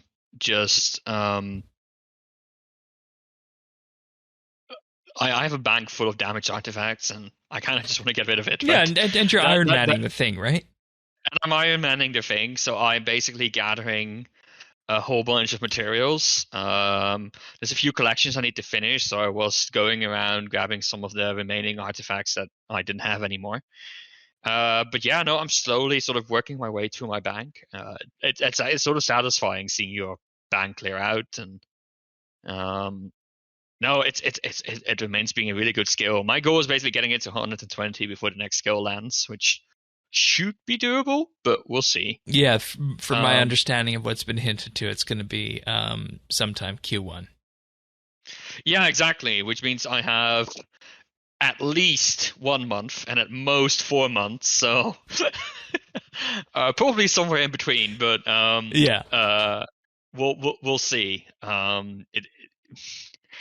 It's got to be tight. Maybe I might need to step up the pace a little bit, but nevertheless, I'm enjoying it. I won't grind myself out of it entirely, but it will be fun to finish that one off, and I hope the next go is just as good. But yeah, over the next few days, I'm working on the advent calendar for Clan Quest. Oh, so right, that's, yeah. That's honestly where my we talked about that at the roundtable last week. We did talk about it, yeah. The campaign is up by now, so donations, yeah, you can start donating. But and we'll have a website up. When am I getting that up by? The start of December, I hope. Okay. Yeah, it will be up by the start of December. But yeah, one entry, one cool thing, one creation by the clan every single day until Christmas, which is awesome. And all the proceeds going to St. Jude's Children's Hospital. Wonderful charity. Exactly. Wonderful stuff. Third year we do this, so we're raising the bar every year, and it's tougher every year to do it. But yeah. And I'll throw a link into the show notes for the campaign, because even if you're not part of Clan Quest, you might be interested in seeing what we have for this. So because it's just a nice general community thing that we do each and every year. So always fun to bring together the links between Clan Quest and RSBANDB.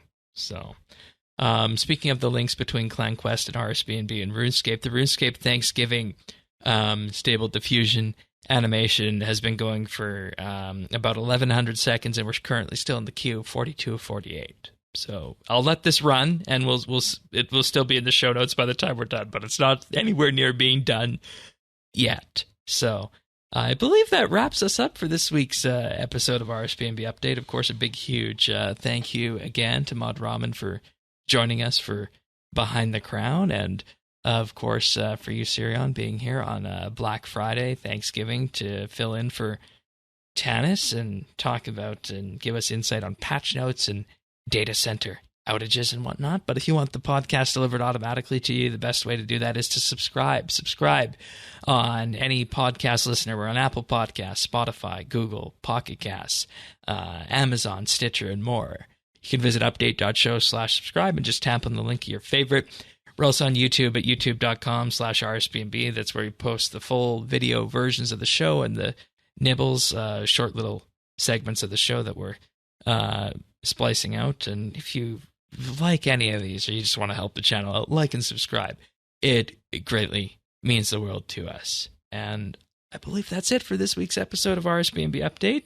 I'm saying this, and we'll be back next week for December's first edition of RSBANDB Update as we wrap up 2022. I know. Oh no, how is this year already over? Almost over. Right? All right, folks. See you next week, everyone. Take care. Bye.